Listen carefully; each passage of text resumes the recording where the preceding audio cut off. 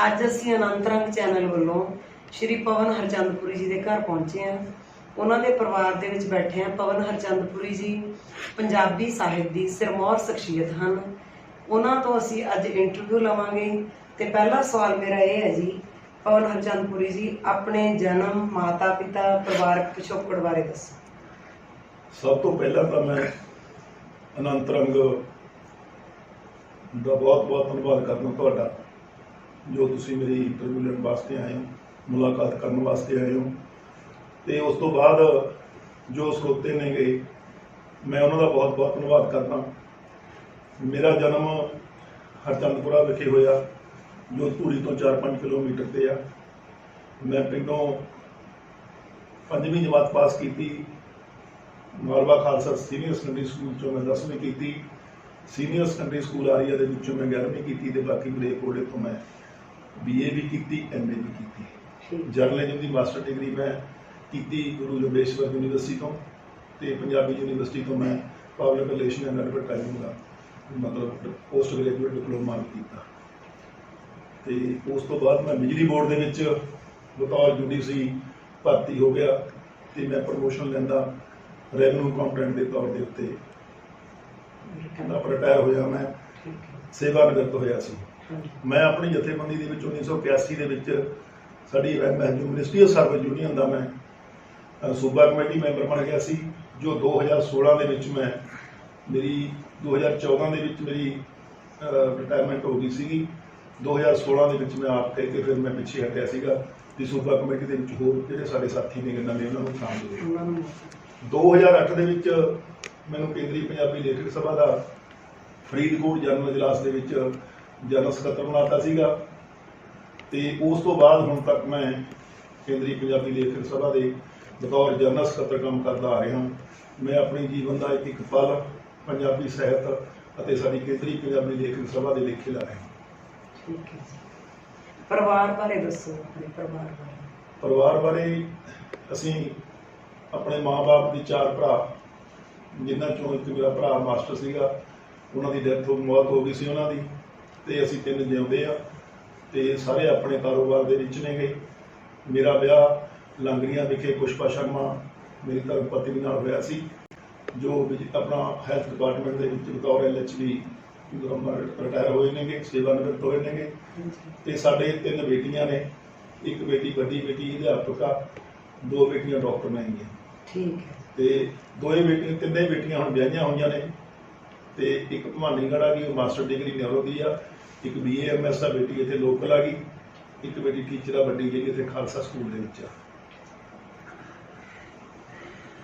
ਆਪਾਂ ਗੱਲ ਕਰ ਰਹੇ ਹਾਂ ਕਿਉਂਕਿ ਤੁਸੀਂ ਇੱਕ ਸਾਹਿਤਕਾਰ ਹੋ, ਸਾਹਿਤ ਸੁਭਾਵਾਂ ਨਾਲ ਜੁੜੇ ਹੋਏ ਹੋ, ਤਾਂ ਸਭ ਤੋਂ ਪਹਿਲਾ ਸਵਾਲ ਇਹ ਬਣਦਾ ਹੈ ਵੀ ਸਾਹਿਤ ਹੈ ਕੀ ਚੀਜ਼?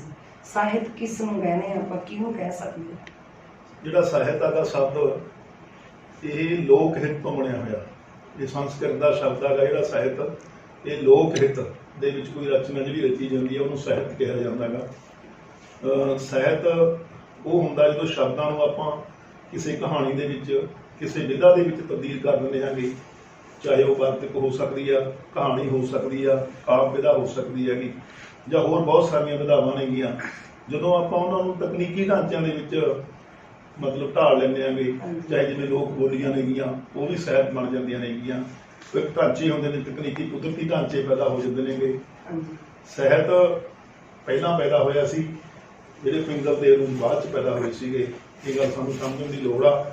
ਜੋ ਪਹਿਲਾਂ ਸਾਹਿਤ ਪੈਦਾ ਹੁੰਦਾ ਰਿਹਾ, ਕਹਾਣੀ ਪਹਿਲਾਂ ਪੈਦਾ ਹੋਈ, ਕਹਾਣੀ ਕਲਾ ਬਾਅਦ ਦੇ ਵਿੱਚ ਪੈਦਾ ਹੋਈ। ਮਤਲਬ ਮੇਰੇ ਕਹਿਣ ਦਾ ਜਿਹੜੇ ਸਾਹਿਤ ਦੀ ਧਾਰਨਾ ਜਿਹੜੀ ਹੈਗੀ ਉਹ ਲੋਕਾਂ ਦੇ ਮਨਾਂ ਦੇ ਵਿੱਚੋਂ ਨਿਕਲਦੀ ਹੈਗੀ। ਜਿਹੜੀਆਂ ਉਹ ਗੱਲਾਂ ਨੇਗੀਆਂ ਉਹ ਸਾਹਿਤ ਦੀ ਵਿਧਾਵਾਂ ਦਾ ਰੂਪ ਧਾਰਨ ਕਰਦੀਆਂ ਰਹੀਆਂ। ਪਰਿਵਾਰ ਬਾਰੇ ਦੱਸੋ। ਪਰਿਵਾਰ ਬਾਰੇ ਅਸੀਂ ਆਪਣੇ ਮਾਂ-ਬਾਪ ਦੀ 4 ਭਰਾ, ਜਿਨ੍ਹਾਂ ਚੋਂ ਇੱਕ ਮੇਰਾ ਭਰਾ ਮਾਸਟਰ ਸੀਗਾ, ਉਹਨਾਂ ਦੀ ਮੌਤ ਹੋ ਗਈ ਸੀ ਉਹਨਾਂ ਦੀ, ਤੇ ਅਸੀਂ 3 ਜਿਉਂਦੇ ਆ ਤੇ ਸਾਰੇ ਆਪਣੇ ਕਾਰੋਬਾਰ ਦੇ ਵਿੱਚ ਨੇ ਗਏ। ਮੇਰਾ ਵਿਆਹ ਲਾਂਗੜੀਆਂ ਵਿਖੇ ਪੁਸ਼ਪਾ ਸ਼ਰਮਾ ਮੇਰੀ ਧਰਮ ਪਤਨੀ ਨਾਲ ਹੋਇਆ ਸੀ, ਜੋ ਆਪਣਾ ਹੈਲਥ ਡਿਪਾਰਟਮੈਂਟ ਦੇ ਵਿੱਚ ਬਤੌਰ LHB ਰਿਟਾਇਰ ਹੋਏ ਨੇਗੇ, ਸੇਵਾ ਨਿਵਰਤ ਹੋਏ ਨੇਗੇ। ਤੇ ਸਾਡੇ 3 ਬੇਟੀਆਂ ਨੇ। ਇੱਕ ਬੇਟੀ ਵੱਡੀ ਬੇਟੀ ਅਧਿਆਪਕ ਆ, ਦੋ ਬੇਟੀਆਂ ਡਾਕਟਰ ਨੇ ਹੈਗੀਆਂ ਠੀਕ ਹੈ। ਤੇ ਤਿੰਨੇ ਬੇਟੀਆਂ ਹੁਣ ਵਿਆਹੀਆਂ ਹੋਈਆਂ ਨੇ ਤੇ ਇੱਕ ਭਵਾਨੀਗੜ੍ਹ ਆ ਗਈ, ਮਾਸਟਰ ਡਿਗਰੀ ਨਿਊਰੋ ਦੀ ਆ, ਇੱਕ BAMS ਆ ਬੇਟੀ ਇੱਥੇ ਲੋਕਲ ਆ ਗਈ, ਇੱਕ ਬੇਟੀ ਟੀਚਰ ਆ ਵੱਡੀ ਜਿਹੜੀ ਇੱਥੇ ਖਾਲਸਾ ਸਕੂਲ ਦੇ ਵਿੱਚ ਆ। ਆਪਾਂ ਗੱਲ ਕਰ ਰਹੇ ਹਾਂ ਕਿਉਂਕਿ ਤੁਸੀਂ ਇੱਕ ਸਾਹਿਤਕਾਰ ਹੋ, ਸਾਹਿਤ ਸੁਭਾਵਾਂ ਨਾਲ ਜੁੜੇ ਹੋਏ ਹੋ, ਤਾਂ ਸਭ ਤੋਂ ਪਹਿਲਾ ਸਵਾਲ ਇਹ ਬਣਦਾ ਹੈ ਵੀ ਸਾਹਿਤ ਹੈ ਕੀ ਚੀਜ਼? ਸਾਹਿਤ ਕਿਸ ਨੂੰ ਕਹਿੰਦੇ ਆ, ਆਪਾਂ ਕਿਹਨੂੰ ਕਹਿ ਸਕਦੇ ਹਾਂ? ਜਿਹੜਾ ਸਾਹਿਤ ਦਾ ਸ਼ਬਦ ਇਹ ਲੋਕ ਹਿੱਤ ਤੋਂ ਬਣਿਆ ਹੋਇਆ, ਇਹ ਸੰਸਕ੍ਰਿਤ ਦਾ ਸ਼ਬਦ ਹੈਗਾ। ਜਿਹੜਾ ਸਾਹਿਤ ਇਹ ਲੋਕ ਹਿੱਤ ਦੇ ਵਿੱਚ ਕੋਈ ਰਚਨਾ ਜਿਹੜੀ ਰਚੀ ਜਾਂਦੀ ਹੈ ਉਹਨੂੰ ਸਾਹਿਤ ਕਿਹਾ ਜਾਂਦਾ ਹੈਗਾ। ਸਾਹਿਤ ਉਹ ਹੁੰਦਾ ਜਦੋਂ ਸ਼ਬਦਾਂ ਨੂੰ ਆਪਾਂ ਕਿਸੇ ਕਹਾਣੀ ਦੇ ਵਿੱਚ, ਕਿਸੇ ਵਿਧਾ ਦੇ ਵਿੱਚ ਤਬਦੀਲ ਕਰ ਦਿੰਦੇ ਹਾਂਗੇ, ਚਾਹੇ ਉਹ ਵਾਰਤਕ ਹੋ ਸਕਦੀ ਆ, ਕਹਾਣੀ ਹੋ ਸਕਦੀ ਆ, ਕਾਵਿ ਵਿਧਾ ਹੋ ਸਕਦੀ ਹੈਗੀ, ਜਾਂ ਹੋਰ ਬਹੁਤ ਸਾਰੀਆਂ ਵਿਧਾਵਾਂ ਨੇਗੀਆਂ। ਜਦੋਂ ਆਪਾਂ ਉਹਨਾਂ ਨੂੰ ਤਕਨੀਕੀ ਢਾਂਚਿਆਂ ਦੇ ਵਿੱਚ ਮਤਲਬ ਢਾਲ ਲੈਂਦੇ ਆਂਗੇ, ਚਾਹੇ ਜਿਵੇਂ ਲੋਕ ਬੋਲੀਆਂ ਨੇਗੀਆਂ ਉਹ ਵੀ ਸਾਹਿਤ ਬਣ ਜਾਂਦੀਆਂ ਨੇਗੀਆਂ। ਇੱਕ ਢਾਂਚੇ ਹੁੰਦੇ ਨੇ, ਤਕਨੀਕੀ ਕੁਦਰਤੀ ਢਾਂਚੇ ਪੈਦਾ ਹੋ ਜਾਂਦੇ ਨੇਗੇ। ਸਾਹਿਤ ਪਹਿਲਾਂ ਪੈਦਾ ਹੋਇਆ ਸੀ, ਜਿਹੜੇ ਫਿੰਗਰ ਦੇ ਰੂਪ ਬਾਅਦ ਚ ਪੈਦਾ ਹੋਏ ਸੀਗੇ। ਇਹ ਗੱਲ ਸਾਨੂੰ ਸਮਝਣ ਦੀ ਲੋੜ ਆ। ਜੋ ਪਹਿਲਾਂ ਸਾਹਿਤ ਪੈਦਾ ਹੁੰਦਾ ਰਿਹਾ, ਕਹਾਣੀ ਪਹਿਲਾਂ ਪੈਦਾ ਹੋਈ, ਕਹਾਣੀ ਕਲਾ ਬਾਅਦ ਦੇ ਵਿੱਚ ਪੈਦਾ ਹੋਈ। ਮਤਲਬ ਮੇਰੇ ਕਹਿਣ ਦਾ ਜਿਹੜੇ ਸਾਹਿਤ ਦੀ ਧਾਰਨਾ ਜਿਹੜੀ ਹੈਗੀ ਉਹ ਲੋਕਾਂ ਦੇ ਮਨਾਂ ਦੇ ਵਿੱਚੋਂ ਨਿਕਲਦੀ ਹੈਗੀ। ਜਿਹੜੀਆਂ ਉਹ ਗੱਲਾਂ ਨੇਗੀਆਂ ਉਹ ਸਾਹਿਤ ਦੀ ਵਿਧਾਵਾਂ ਦਾ ਰੂਪ ਧਾਰਨ ਕਰਦੀਆਂ ਰਹੀਆਂ। ਇਸ ਟਾਈਮ ਪੰਜਾਬੀ ਸਾਹਿਤ, ਪੰਜਾਬੀ ਭਾਸ਼ਾ ਦੀ ਕੀ ਪੋਜੀਸ਼ਨ ਹੈ? ਤੁਸੀਂ ਕੀ ਮਹਿਸੂਸ ਕਰਦੇ ਹੋ? ਅੱਜ ਪੰਜਾਬ ਦੀ ਸਰਕਾਰੀ ਬੋਲੀ ਹੋਣ ਦੇ ਬਾਵਜੂਦ ਵੀ ਮੈਂ ਸਮਝਦਾ ਵੀ ਜੋ ਇਸ ਨੂੰ ਸਹੀ ਥਾਂ ਮਿਲਣੀ ਚਾਹੀਦੀ ਸੀ ਉਹ ਅਜੇ ਤੱਕ ਨਹੀਂ ਮਿਲੀ ਹੈਗੀ।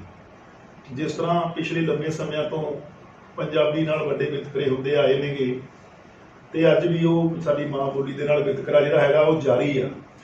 ਉਹ ਵਿਤਕਰਾ ਖਤਮ ਨਹੀਂ ਹੋਇਆ।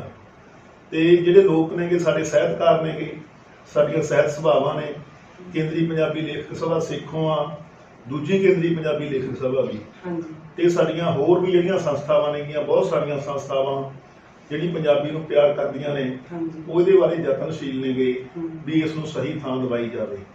ਪਰ ਜਿਹੜੀ ਪੰਜਾਬ ਦੀ ਰਾਜਨੀਤੀ ਹੈਗੀ, ਪੰਜਾਬ ਦੀ ਅਫਸਰਸ਼ਾਹੀ ਹੈਗੀ, ਉਹ ਪੰਜਾਬੀ ਨੂੰ ਸਹੀ ਜਿਹੜੀ ਥਾਂ ਹੈਗੀ ਉਹ ਦਿਵਾਉਣ ਨਹੀਂ ਦੇ ਰਹੀ। ਇਹ ਲੋੜ ਆ ਇਹਨੂੰ। ਸਾਡੀਆਂ ਯੂਨੀਵਰਸਿਟੀਆਂ ਦੇ ਵਿੱਚ ਜਿੰਨੀ MA ਤੱਕ ਦੀ ਪੜ੍ਹਾਈ ਹੈਗੀ, ਮਾਸਟਰ ਡਿਗਰੀ ਤੱਕ ਦੀ ਕੋਈ ਵੀ ਪੜ੍ਹਾਈ ਹੈ, ਚਾਹੇ ਉਹ ਵਿਗਿਆਨ ਦੀ ਪੜ੍ਹਾਈ ਆ, ਚਾਹੇ ਉਹ ਕਮਰਸ ਦੀ ਪੜ੍ਹਾਈ ਹੈਗੀ, ਚਾਹੇ ਸਾਡੀ ਆਰਟਸ ਦੀ ਪੜ੍ਹਾਈ ਹੈਗੀ, ਇਹ ਸਾਰੀ ਪੜ੍ਹਾਈ ਪੰਜਾਬੀ ਦੇ ਵਿੱਚ ਹੋਣੀ ਚਾਹੀਦੀ ਹੈਗੀ। ਮਾਂ ਬੋਲੀ ਦੇ ਵਿੱਚ ਹੋਣੀ ਚਾਹੀਦੀ ਹੈਗੀ। ਜਿਹੜੀਆਂ ਕੌਮਾਂ ਨੇ ਆਪਣੀ ਮਾਂ ਬੋਲੀ ਨੂੰ ਪਿਆਰ ਕੀਤਾ, ਚਾਹੇ ਉਹ ਜਾਪਾਨ ਲੈ ਲਓ, ਆਪਣਾ ਜਾਪਾਨ ਲੈ ਲਓ, ਚਾਹੇ ਰੂਸ ਲੈ ਲਓ, ਚਾਹੇ ਚੀਨ ਲੈ ਲਓ, ਚਾਹੇ ਜਰਮਨੀ ਲੈ ਲਓ, ਚਾਹੇ ਫਰਾਂਸ ਲੈ ਲਓ, ਦੁਨੀਆ ਦੇ ਬਹੁਤ ਸਾਰੇ ਮੁਲਕ ਨੇਗੇ ਜਿਨ੍ਹਾਂ ਨੇ ਆਪਣੀ ਮਾਂ ਬੋਲੀ ਨੂੰ ਤਕੜਾ ਕੀਤਾ। ਤਾਂ ਜਿਹੜੇ ਉਹ ਲੋਕ ਨੇਗੇ, ਉਹ ਆਰਥਿਕਤਾਵਾਂ ਨੇ ਜਿਹੜੀਆਂ ਉਹ ਬਹੁਤ ਮਜ਼ਬੂਤ ਹੋਈਆਂ ਨੇਗੀਆਂ।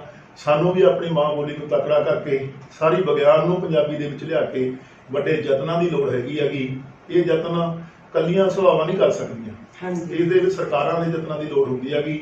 ਸਾਡੀ ਜਿਹੜੀ ਸਰਕਾਰ ਹੈਗੀ ਉਹ ਇਹ ਯਤਨ ਕਰੇ ਆਉਣ ਵਾਲੇ ਸਮੇਂ ਦੇ ਵਿੱਚ, ਤਾਂ ਕਿ ਜਿਹੜੀ ਪੰਜਾਬੀ ਹੈਗੀ ਇਹਨੂੰ ਹੋਰ ਪ੍ਰਫੁੱਲਿਤ ਕੀਤਾ ਜਾ ਸਕੇ। ਜਿਹੜੀ ਨਜਾਇਜ਼ ਤੌਰ ਦੇ ਉੱਤੇ ਪੰਜਾਬੀ ਦੇ ਉੱਤੇ ਹਮਲੇ ਕੀਤੇ ਜਾਂਦੇ ਨੇ, ਅਸੀਂ ਸਾਰੀਆਂ ਭਾਸ਼ਾਵਾਂ ਨੂੰ ਪਿਆਰ ਕਰਦੇ ਹਾਂ, ਅਸੀਂ ਹਿੰਦੀ ਨੂੰ ਵੀ ਪਿਆਰ ਕਰਦੇ ਹਾਂ, ਅਸੀਂ ਅੰਗਰੇਜ਼ੀ ਨੂੰ ਵੀ ਪਿਆਰ ਕਰਦੇ ਹਾਂ, ਉਰਦੂ, ਸਾਰੀਆਂ ਭਾਸ਼ਾਵਾਂ ਨੂੰ ਪਿਆਰ ਕਰਦੇ ਹਾਂ। ਪਰ ਜਦੋਂ ਸਾਡੀ ਮਾਂ ਬੋਲੀ ਦੇ ਉੱਤੇ ਕੋਈ ਹਮਲਾ ਹੁੰਦਾ ਤਾਂ ਅਸੀਂ ਉਸ ਨੂੰ ਬਰਦਾਸ਼ਤ ਨਹੀਂ ਕਰ ਸਕਦੇ। ਪੰਜਾਬੀਆਂ ਵਾਸਤੇ ਮੈਂ ਸੰਦੇਸ਼ ਦੇਵਾਂਗਾ ਕਿ ਪੰਜਾਬੀ ਉਹ ਜੇ ਆਪਣੀ ਮਾਂ ਬੋਲੀ ਨੂੰ ਜਿਉਂਦੇ ਰੱਖਣਾ, ਇਹਨੂੰ ਅੰਤਾਂ ਦਾ ਮੋਹ ਕਰੋ, ਆਪਣੀ ਮਾਂ ਜਿਹਾ ਪਿਆਰ ਕਰੋ। ਅਸੀਂ ਉਹਨੂੰ ਆਪਣੀ ਮਾਂ ਜਿਹਾ ਪਿਆਰ ਨਹੀਂ ਕਰਦੇ, ਇਹ ਵਿਤਕਰੇ ਦਾ ਕਾਰਨ ਵੀ ਇਹੀ ਹੈ। ਹਾਂਜੀ ਹਾਂ, ਕਿਉਂਕਿ ਆਪਾਂ ਜਿਹੜੇ ਨਵੀਂ ਪੀੜ੍ਹੀ ਆ ਉਹਨਾਂ ਨੂੰ ਆਪਾਂ ਅੰਗਰੇਜ਼ੀ ਸਕੂਲਾਂ ਦੇ ਪਦਾਇਸ਼ ਬਣਾ ਰਹੇ ਹਾਂ। ਇੱਕ ਜਿਹੜਾ ਅੱਜ ਕੱਲ੍ਹ ਇੱਕ ਫੈਸ਼ਨ ਚੱਲ ਗਿਆ ਜਾਂ ਮਜਬੂਰੀ ਹੈ, ਜਿਹੜੇ ਸਾਡੇ ਨਵੀਂ ਪੀੜ੍ਹੀ ਹੈ, ਨੌਜਵਾਨ ਬੱਚੇ ਨੇ, ਲੜਕੇ ਲੜਕੀਆਂ ਨੇ, ਉਹ 11ਵੀਂ 12ਵੀਂ ਮਸਾਂ ਕਰਦੇ ਨੇ ਤੇ ਉਸ ਤੋਂ ਬਾਅਦ ਮਤਲਬ ਵਿਦੇਸ਼ਾਂ 'ਚ ਜਾ ਕੇ ਸੈਟਲ ਹੋਣਾ, ਉੱਥੇ ਜਾ ਕੇ ਪੜ੍ਹਨਾ ਪਸੰਦ ਕਰਦੇ ਨੇ। ਇਹ ਜਿਹੜਾ ਮਾਸ ਲੈਵਲ ਤੇ ਮਤਲਬ ਪ੍ਰਵਾਸ ਹੋ ਰਿਹਾ, ਇਹਦੇ ਬਾਰੇ ਤੁਸੀਂ ਕੀ ਕਹਿਣਾ ਚਾਹੁੰਦੇ ਹੋ? ਪ੍ਰਵਾਸ ਤਾਂ ਦੁਨੀਆ ਦੇ ਵਿੱਚ ਬਹੁਤ ਸਮਾਂ ਪਹਿਲਾਂ ਵੀ ਹੁੰਦਾ ਆ। ਹਾਂਜੀ, ਜਦੋਂ ਪੰਜਾਬੀ ਸਭ ਤੋਂ 1912-13 ਦੇ ਵਿੱਚ 1901-2 ਦੇ ਵਿੱਚ ਸ਼ੁਰੂ ਹੋ ਗਿਆ ਦੀ ਵੱਡੀ ਪੱਧਰ ਦੇ ਉੱਤੇ ਪ੍ਰਵਾਸ ਹੋਇਆ ਸੀ ਪੰਜਾਬ ਦੇ ਵਿੱਚੋਂ, ਜਦੋਂ ਅੰਗਰੇਜ਼ ਰਾਜ ਕਰਦੇ ਸੀ। ਬਹੁਤ ਸਾਰਾ ਪ੍ਰਵਾਸ ਸਾਡਾ ਭਾਰਤ ਦੇ ਵਿੱਚ ਇੱਕ ਦੂਜੇ ਸਟੇਟਾਂ ਰਾਜਾਂ ਦੇ ਵਿੱਚ ਹੁੰਦਾ ਹੋਇਆ, ਉਹ ਵੀ ਹੁਣ ਹੋ ਰਿਹਾ। ਪ੍ਰਵਾਸ ਹੁੰਦੇ ਰਹੇ ਨੇ, ਹੁੰਦੇ ਰਹਿਣਗੇ ਦੁਨੀਆ ਦੇ ਵਿੱਚ। ਪਹਿਲੀ ਗੱਲ ਤਾਂ ਇਹ ਮੈਂ ਤੁਹਾਨੂੰ ਕਹਿਣੀ ਚਾਹਾਂਗਾ। ਹਾਂਜੀ ਪਰ ਜਦੋਂ ਪ੍ਰਵਾਸ ਉਜਾੜੇ ਦਾ ਕਾਰਨ ਬਣਦੇ ਨੇਗੇ, ਚਿੰਤਾ ਉੱਥੇ ਬਹੁਤ ਵੱਡੀ ਹੋ ਜਾਂਦੀ ਹੈ। ਹਾਂਜੀ ਪੰਜਾਬ ਦਾ ਅੱਜ ਪ੍ਰਵਾਸ ਨਹੀਂ ਹੋ ਰਿਹਾ, ਪੰਜਾਬ ਦਾ ਉਜਾੜਾ ਹੋ ਰਿਹਾ। ਪੰਜਾਬੀ ਪੰਜਾਬ ਛੱਡ ਕੇ ਜਾ ਰਹੇ ਨੇਗੇ। ਸਾਨੂੰ ਸੋਚਣ ਦੀ ਲੋੜ ਤਾਂ ਇਹ ਆ ਵੀ ਪੰਜਾਬੀ ਪੰਜਾਬ ਛੱਡ ਕੇ ਜਾ ਕਿਉਂ ਰਹੇ ਨੇਗੇ, ਹਾਂਜੀ ਉਹਨਾਂ ਦੇ ਪਿੱਛੇ ਕੀ ਕਾਰਨ ਨੇਗੇ, ਕਿਹੜੇ ਕਾਰਨ ਸਾਡੇ ਸਮਾਜਿਕ ਨੇਗੇ, ਕਿਹੜੇ ਸਾਡੇ ਆਰਥਿਕ ਨੇਗੇ, ਕਿਹੜੇ ਸਾਡੇ ਰਾਜਨੀਤਿਕ ਕਾਰਨ ਨੇਗੇ। ਉਹਨਾਂ ਜਿਹੜੇ ਕਾਰਨ ਨੇ ਉਹਨਾਂ ਨੂੰ ਮਤਲਬ ਸਾਨੂੰ ਕੱਢਣ ਦੀ ਲੋੜ ਆ ਗਈ, ਦੇਖਣ ਦੀ ਲੋੜ ਆ ਵੀ ਕਿਹੜੇ ਕਿਹੜੇ ਹੈਗੇ ਨੇਗੇ ਕਾਰਨ। ਉਹਨਾਂ ਕਾਰਨਾਂ ਨੂੰ ਠੀਕ ਕਰਕੇ ਅਸੀਂ ਜਿਹੜੇ ਪੰਜਾਬੀ ਇੱਥੋਂ ਜਾਂਦੇ ਹੈਗੇ ਉਹਨਾਂ ਨੂੰ ਇੱਥੇ ਕਾਰਜਾਂ ਦੇ ਵਿੱਚ ਕਿੱਤਿਆਂ ਦੇ ਵਿੱਚ ਲਾ ਕੇ ਵਧੀਆ ਤਨਖਾਹਾਂ ਦੇਖੇ। ਇੱਥੇ ਇਸ ਤਰ੍ਹਾਂ ਦੀ ਮਤਲਬ ਸਾਡੀ ਯੋਜਨਾਬੰਦੀ ਹੋਣੀ ਚਾਹੀਦੀ ਆ ਕਿ ਪੰਜਾਬੀਆਂ ਨੂੰ ਜੋ ਪੜ੍ਹਦੇ ਨੇ ਇੱਥੇ ਵਧੀਆ, ਤਾਂ ਇੱਥੇ ਹੀ ਉਹਨਾਂ ਨੂੰ ਕਿੱਤਾ ਦਿੱਤਾ ਜਾਵੇ, ਵਧੀਆ ਕਿੱਤਿਆਂ ਦੇ ਉੱਤੇ ਲਾਇਆ ਜਾਵੇ, ਤੇ ਇੱਥੇ ਉਹ ਇਹ ਮਹਿਸੂਸ ਕਰਨ ਵੀ ਅਸੀਂ ਆਪਣੇ ਦੇਸ਼ ਦੇ ਵਿੱਚ ਰਹਿ ਕੇ ਬਾਕੀ ਦੇ ਹੋਰ ਮੁਲਕਾਂ ਦੇ ਨਾਲੋਂ ਇੱਥੇ ਚੰਗੇ ਆਂਗੇ, ਮਾੜੇ ਨਹੀਂ ਹੈਗੇ। ਤੇ ਕਿਉਂਕਿ ਇੱਕ ਗੱਲ ਜਿਹੜੀ ਮੈਂ ਕਹਿਣੀ ਚਾਹੁੰਦਾ, ਜਿਹੜੀ ਪ੍ਰਵਾਸ ਦੀ ਧਾਰਨਾ ਇਹ ਆਪਣੀ ਧਾਰਨਾ ਨਹੀਂ ਹੈਗੀ। ਹਾਂਜੀ ਪ੍ਰਵਾਸ ਦੀ ਧਾਰਨਾ ਸਾਮਰਾਜ ਦੀ ਧਾਰਨਾ ਹੈ। ਅੱਜ ਅਮਰੀਕਾ ਲੈ ਲਓ, ਇੰਗਲੈਂਡ ਲੈ ਲਓ, ਕੈਨੇਡਾ ਲੈ ਲਓ, ਉੱਥੇ ਜਿਹੜੀ ਜਨਮ ਦਰ ਹੈਗੀ, ਬੱਚਿਆਂ ਦੀ ਜਨਮ ਦਰ ਘਟਦੀ ਜਾ ਰਹੀ ਹੈ। ਉਹ ਬੱਚੇ ਨਹੀਂ ਪੈਦਾ ਕਰਦੇ, ਉਹ ਲੋਕ ਬਹੁਤ ਘੱਟ ਬੱਚੇ ਪੈਦਾ ਕਰਦੇ ਹੈਗੇ। ਉੱਥੇ ਕੰਮ ਕਰਨ ਵਾਸਤੇ ਲੋਕਾਂ ਦੀ ਲੋੜ ਆ ਗਈ, ਕਾਮਿਆਂ ਦੀ ਲੋੜ ਆ ਗਈ। ਉਹਨਾਂ ਨੂੰ ਬਹੁਤ ਲੋਕਾਂ ਦੀ ਘੱਟ ਲੋੜ ਆ ਗਈ, ਹਾਂਜੀ ਹਾਂਜੀ ਕਾਮਿਆਂ ਦੀ ਲੋੜ ਆ। ਜਦੋਂ ਉਹ ਆਪਣੇ ਬੱਚੇ ਨੂੰ ਪੈਦਾ ਕਰਕੇ ਉੱਥੇ ਬੱਚਾ ਪੈਦਾ ਹੁੰਦਾ ਜਿਹੜਾ, ਉਹਨਾਂ ਦੀ ਕਈ ਕਰੋੜਾਂ ਦੇ ਵਿੱਚ ਖਰਚਾ ਹੋ ਜਾਂਦਾ ਉਸ ਬੱਚੇ ਦੇ ਉੱਤੇ, ਕਿਉਂਕਿ ਇਹ ਜੰਮਣ ਤੋਂ ਲੈ ਕੇ ਉਹ ਪੜ੍ਹਨ ਤੱਕ ਦਾ ਖਰਚਾ ਸਰਕਾਰਾਂ ਦਿੰਦੀਆਂ ਨੇ। ਇੱਥੋਂ ਸਮਾਂ ਮਤਲਬ ਜਿਹੜੀ ਸਾਡੀਆਂ ਸਰਕਾਰ, ਜਿਹੜੇ ਇੱਥੋਂ ਬੱਚੇ ਜਾਂਦੇ ਹੈਗੇ ਉਹ ਪੜ੍ਹੇ ਪੜ੍ਹਾਏ ਬੱਚੇ ਉਹਨਾਂ ਨੂੰ ਮਿਲ ਜਾਂਦੇ ਹੈਗੇ। ਉਹਨਾਂ ਦਾ ਜਿਹੜਾ ਅਰਬਾਂ ਰੁਪਏ ਦਾ ਜਿਹੜਾ ਖਰਚਾ ਇਹਨਾਂ ਨੂੰ ਬੱਚਿਆਂ ਦੇ ਉੱਤੇ ਕਰਨਾ ਹੁੰਦਾ ਉਹ ਬਚ ਜਾਂਦਾ। ਤੇ ਦੂਜੇ ਪਾਸੇ ਸਸਤੀ ਲੇਬਰ, ਪੜ੍ਹੀ ਲਿਖੀ ਲੇਬਰ ਉਹਨਾਂ ਨੂੰ ਮਿਲ ਜਾਂਦੀ ਹੈਗੀ। ਤੇ ਸਾਡੀ ਉਹਦੇ ਤੋਂ ਪੈਸਾ ਵੀ ਬਹੁਤ ਕਮਾ ਰਹੇ ਨੇ। ਸਾਡਾ ਬਹੁਤ ਸਾਰਾ ਪੈਸਾ ਉਹਨਾਂ ਮੁਲਕਾਂ ਦੇ ਵਿੱਚ ਜਾ ਰਿਹਾ ਹੈਗਾ ਉਜਾੜੇ ਦੇ ਨਾਲ। ਉਸ ਉਜਾੜੇ ਦਾ ਅਸਰ ਜਿਹੜਾ ਹੈਗਾ ਸਾਡੇ ਪੰਜਾਬੀ ਤੇ ਪੰਜਾਬੀਅਤ ਦੇ ਉੱਤੇ ਪੈਣਾ। ਜਦੋਂ ਇੱਥੋਂ ਲੋਕ ਘਰਾਂ ਦੇ ਘਰ ਖਾਲੀ ਹੋ ਰਹੇ ਨੇਗੇ ਤਾਂ ਉਹਨਾਂ ਘਰਾਂ ਦੇ ਵਿੱਚ ਆਖਰ ਨਾਲ ਕਿਸੇ ਨਾ ਕਿਸੇ ਨੇ ਆਉਣਾ ਗਾ। ਉਹ ਪੰਜਾਬੀਅਤ ਤਾਂ ਆਉਣਾ ਨਹੀਂ, ਪੰਜਾਬੀ ਤਾਂ ਜਾ ਰਹੇ ਨੇਗੇ, ਗੈਰ ਪੰਜਾਬੀ ਆਉਣਗੇ। ਇਸ ਕਰਕੇ ਆਉਣ ਵਾਲੇ ਸਮੇਂ ਦੇ ਵਿੱਚ ਜਿਹੜਾ ਪੰਜਾਬ ਦਾ ਅਜੋਕਾ ਮਹਾਂਦਰਾ ਗਾ, ਆਉਣ ਵਾਲੇ ਮੈਂ ਸਮਝਦਾ ਵੀ 10-20 ਸਾਲਾਂ ਦੇ ਵਿੱਚ ਇਹ ਨਹੀਂ ਰਹਿਣਾ। ਇੱਥੇ ਹੋ ਸਕਦਾ ਵੀ ਪੰਜਾਬੀ ਬੋਲਣ ਵਾਲੇ ਲੋਕ ਵੀ ਘੱਟ ਗਿਣਤੀ 'ਚ ਨਾ ਕਿਤੇ ਰਹਿ ਜਾਣ। ਬੜੀ ਸੰਕਟ ਆ ਮੈਂ ਸਮਝਦਾ। ਇਹ ਜਸਵੰਤ ਸਿੰਘ ਕਮਲ ਨੇ ਬਹੁਤ ਪਹਿਲਾਂ ਮੁੱਦਾ ਚੁੱਕਿਆ ਸੀ, ਤਾਂ ਬਹੁਤ ਸਾਰੇ ਸਾਡੇ ਬੁੱਧੀਜੀਵੀ ਵੀ ਉਹਦੀ ਵਿਰੋਧਤਾ ਕਰਦੇ ਸੀ, ਪਰ ਅਸੀਂ ਉਹਨਾਂ ਦੇ ਇਸ ਮੁੱਦੇ ਨੂੰ ਚੁੱਕਿਆ ਸੀ, ਉਹਨਾਂ ਦੀ ਸਾਥ ਦਿੱਤਾ ਸੀ ਵੀ ਇਹ ਠੀਕ ਕਹਿ ਰਿਹਾ ਹੈਗਾ। ਅੱਜ ਜਸਵੰਤ ਸਿੰਘ ਕਮਲ ਦੇ ਕਹੇ ਹੋਏ ਸ਼ਬਦ, ਸਾਡੀ ਕੇਂਦਰੀ ਪੰਜਾਬੀ ਲੇਖਕ ਸਭਾ ਦੇ ਕਹੇ ਹੋਏ ਜਿਹੜੇ ਸ਼ਬਦ ਨੇਗੇ, ਉਹ ਅੱਜ ਦੁਨੀਆ ਮਤਲਬ ਸੋਚ ਰਹੀ ਹੈ ਉਹਦੇ ਬਾਰੇ 'ਚ। ਅੱਜ ਲੋਕ ਸੋਚ ਰਹੇ ਨੇ ਵੀ ਸਾਡੇ ਪੰਜਾਬ ਦਾ ਬਣੂ ਕੀ। ਜਿਹੜੇ ਪੰਜਾਬ ਨੂੰ ਅਸੀਂ ਪਿਆਰ ਕਰਦੇ ਆ, ਜਿਹੜੀ ਪੰਜਾਬੀ ਨੂੰ ਅਸੀਂ ਪਿਆਰ ਕਰਦੇ ਆ, ਜਿਹੜੇ ਸੱਭਿਆਚਾਰ ਨੂੰ ਅਸੀਂ ਪਿਆਰ ਕਰਦੇ ਆ, ਇਹ ਸਾਨੂੰ ਕਿੱਥੋਂ ਮਿਲੂਗਾ। ਵੱਜਵਾਂ ਸੱਭਿਆਚਾਰ ਬੇਸ਼ੱਕ ਜਿੰਨੇ ਮਰਜ਼ੀ ਪੰਜਾਬੀ ਦੁਨੀਆ ਦੇ ਵਿੱਚ ਵੱਸਦੇ ਆ, ਪਰ ਉਹ ਅੱਜ ਵੀ ਭਾਰਤ ਅੰਦਰਲੇ ਪੰਜਾਬ ਦੇ ਲੋਕਾਂ ਦੇ ਵੱਲ ਝਾਕਦੇ ਹੈਗੇ। ਉਹਨਾਂ ਦੀ ਜੋ ਮਤਲਬ ਅੱਖ ਆ ਗਈ, ਜਿਹੜੀ ਅੰਦਰਲੀ ਅੱਖ ਜਿਹੜੀ ਰਹਿੰਦੀ ਆ, ਉਹ ਪੰਜਾਬ ਨਾਲ ਜੁੜੀ ਹੋਈ ਆ, ਇੱਥੋਂ ਦੇ ਧਰਮ ਨਾਲ, ਇੱਥੋਂ ਦੇ ਸੱਭਿਆਚਾਰ ਦੇ ਨਾਲ, ਇੱਥੋਂ ਦੇ ਲੋਕਾਂ ਨਾਲ, ਇਹ ਸਮਾਜ ਦੇ ਨਾਲ ਜੁੜੀ ਹੋਈ ਹੈ। ਇਸ ਕਰਕੇ ਹਾਂ, ਜਦੋਂ ਇਹ ਸੈਂਟਰ ਟੁੱਟਦਾ ਗਾ, ਜੇ ਅੱਜ ਤੋਂ ਬਾਅਦ 20 ਸਾਲਾਂ 30 ਸਾਲਾਂ ਦੇ ਵਿੱਚ 40 ਸਾਲਾਂ ਦੇ ਵਿੱਚ ਜਦੋਂ ਪੰਜਾਬੀ ਦਾ ਇਹ ਸੈਂਟਰ ਟੁੱਟ ਗਿਆ, ਇੱਥੋਂ ਜਿਹੜਾ ਉਜਾੜਾ ਹੋਣ ਕਰਕੇ ਪੰਜਾਬ ਦਾ, ਫਿਰ ਜਿਹੜੀ ਆਉਣ ਵਾਲੇ ਸਮੇਂ ਦੇ ਵਿੱਚ ਬਹੁਤ ਵੱਡੇ ਸੰਕਟ, ਬੜੇ ਵਖਰੇਵੇਂ ਆਉਣੇ ਨੇ ਪੰਜਾਬੀ ਸਾਹਿਤ ਦੇ ਵਿੱਚ ਵੀ, ਪੰਜਾਬੀ ਸੱਭਿਆਚਾਰ ਦੇ ਵਿੱਚ। ਉਹ ਜੜ੍ਹਾਂ ਨਾਲੋਂ ਟੁੱਟੇ ਹੋਏ ਲੋਕ ਆਪਾਂ ਨੂੰ ਪਤਾ ਹੀ ਆ ਫਿਰ ਉਹਨਾਂ ਦਾ ਕੀ ਹਾਲ ਹੁੰਦਾ। ਉਹ ਸਾਡਾ ਹਾਲ ਹੋ ਸਕਦਾ। ਅੱਛਾ, ਪੰਜਾਬੀ ਸਾਹਿਤ ਲਈ, ਸੱਭਿਆਚਾਰ ਲਈ ਤੁਸੀਂ ਅਨੇਕਾਂ ਕਾਨਫਰੰਸਾਂ ਕਰਵਾਈਆਂ, ਹੁਣ ਵੀ ਕਰਵਾ ਰਹੇ ਹੋ। ਇਹਨਾਂ ਦਾ ਕੀ ਸਮਝਦੇ ਹੋ ਵੀ ਇਹਨਾਂ ਦਾ ਪੰਜਾਬ ਦੀ ਜਾਂ ਦੇਸ਼ ਦੀ ਸਿਆਸਤ ਦੇ ਉੱਤੇ ਕੋਈ ਅਸਰ ਪਿਆ, ਕੋਈ ਉਹਨਾਂ ਤੇ ਪ੍ਰਭਾਵ ਪਿਆ ਵੀ ਪੰਜਾਬੀ ਸਾਹਿਤ ਸੱਭਿਆਚਾਰ ਨੂੰ ਬਚਾਉਣ ਦੇ ਲਈ ਕੋਈ ਉਧਰੋਂ ਕੋਈ ਆਇਆ ਹੋਵੇ ਤੁਹਾਨੂੰ ਵੀ ਹਾਂਜੀ ਵੀ ਸਾਡੀ ਇਹ ਕਰਨ ਨਾਲ, ਕਾਨਫਰੰਸ ਕਰਨ ਦੇ ਨਾਲ ਆਹ ਅਸਰ ਹੋਇਆ ਜੀ?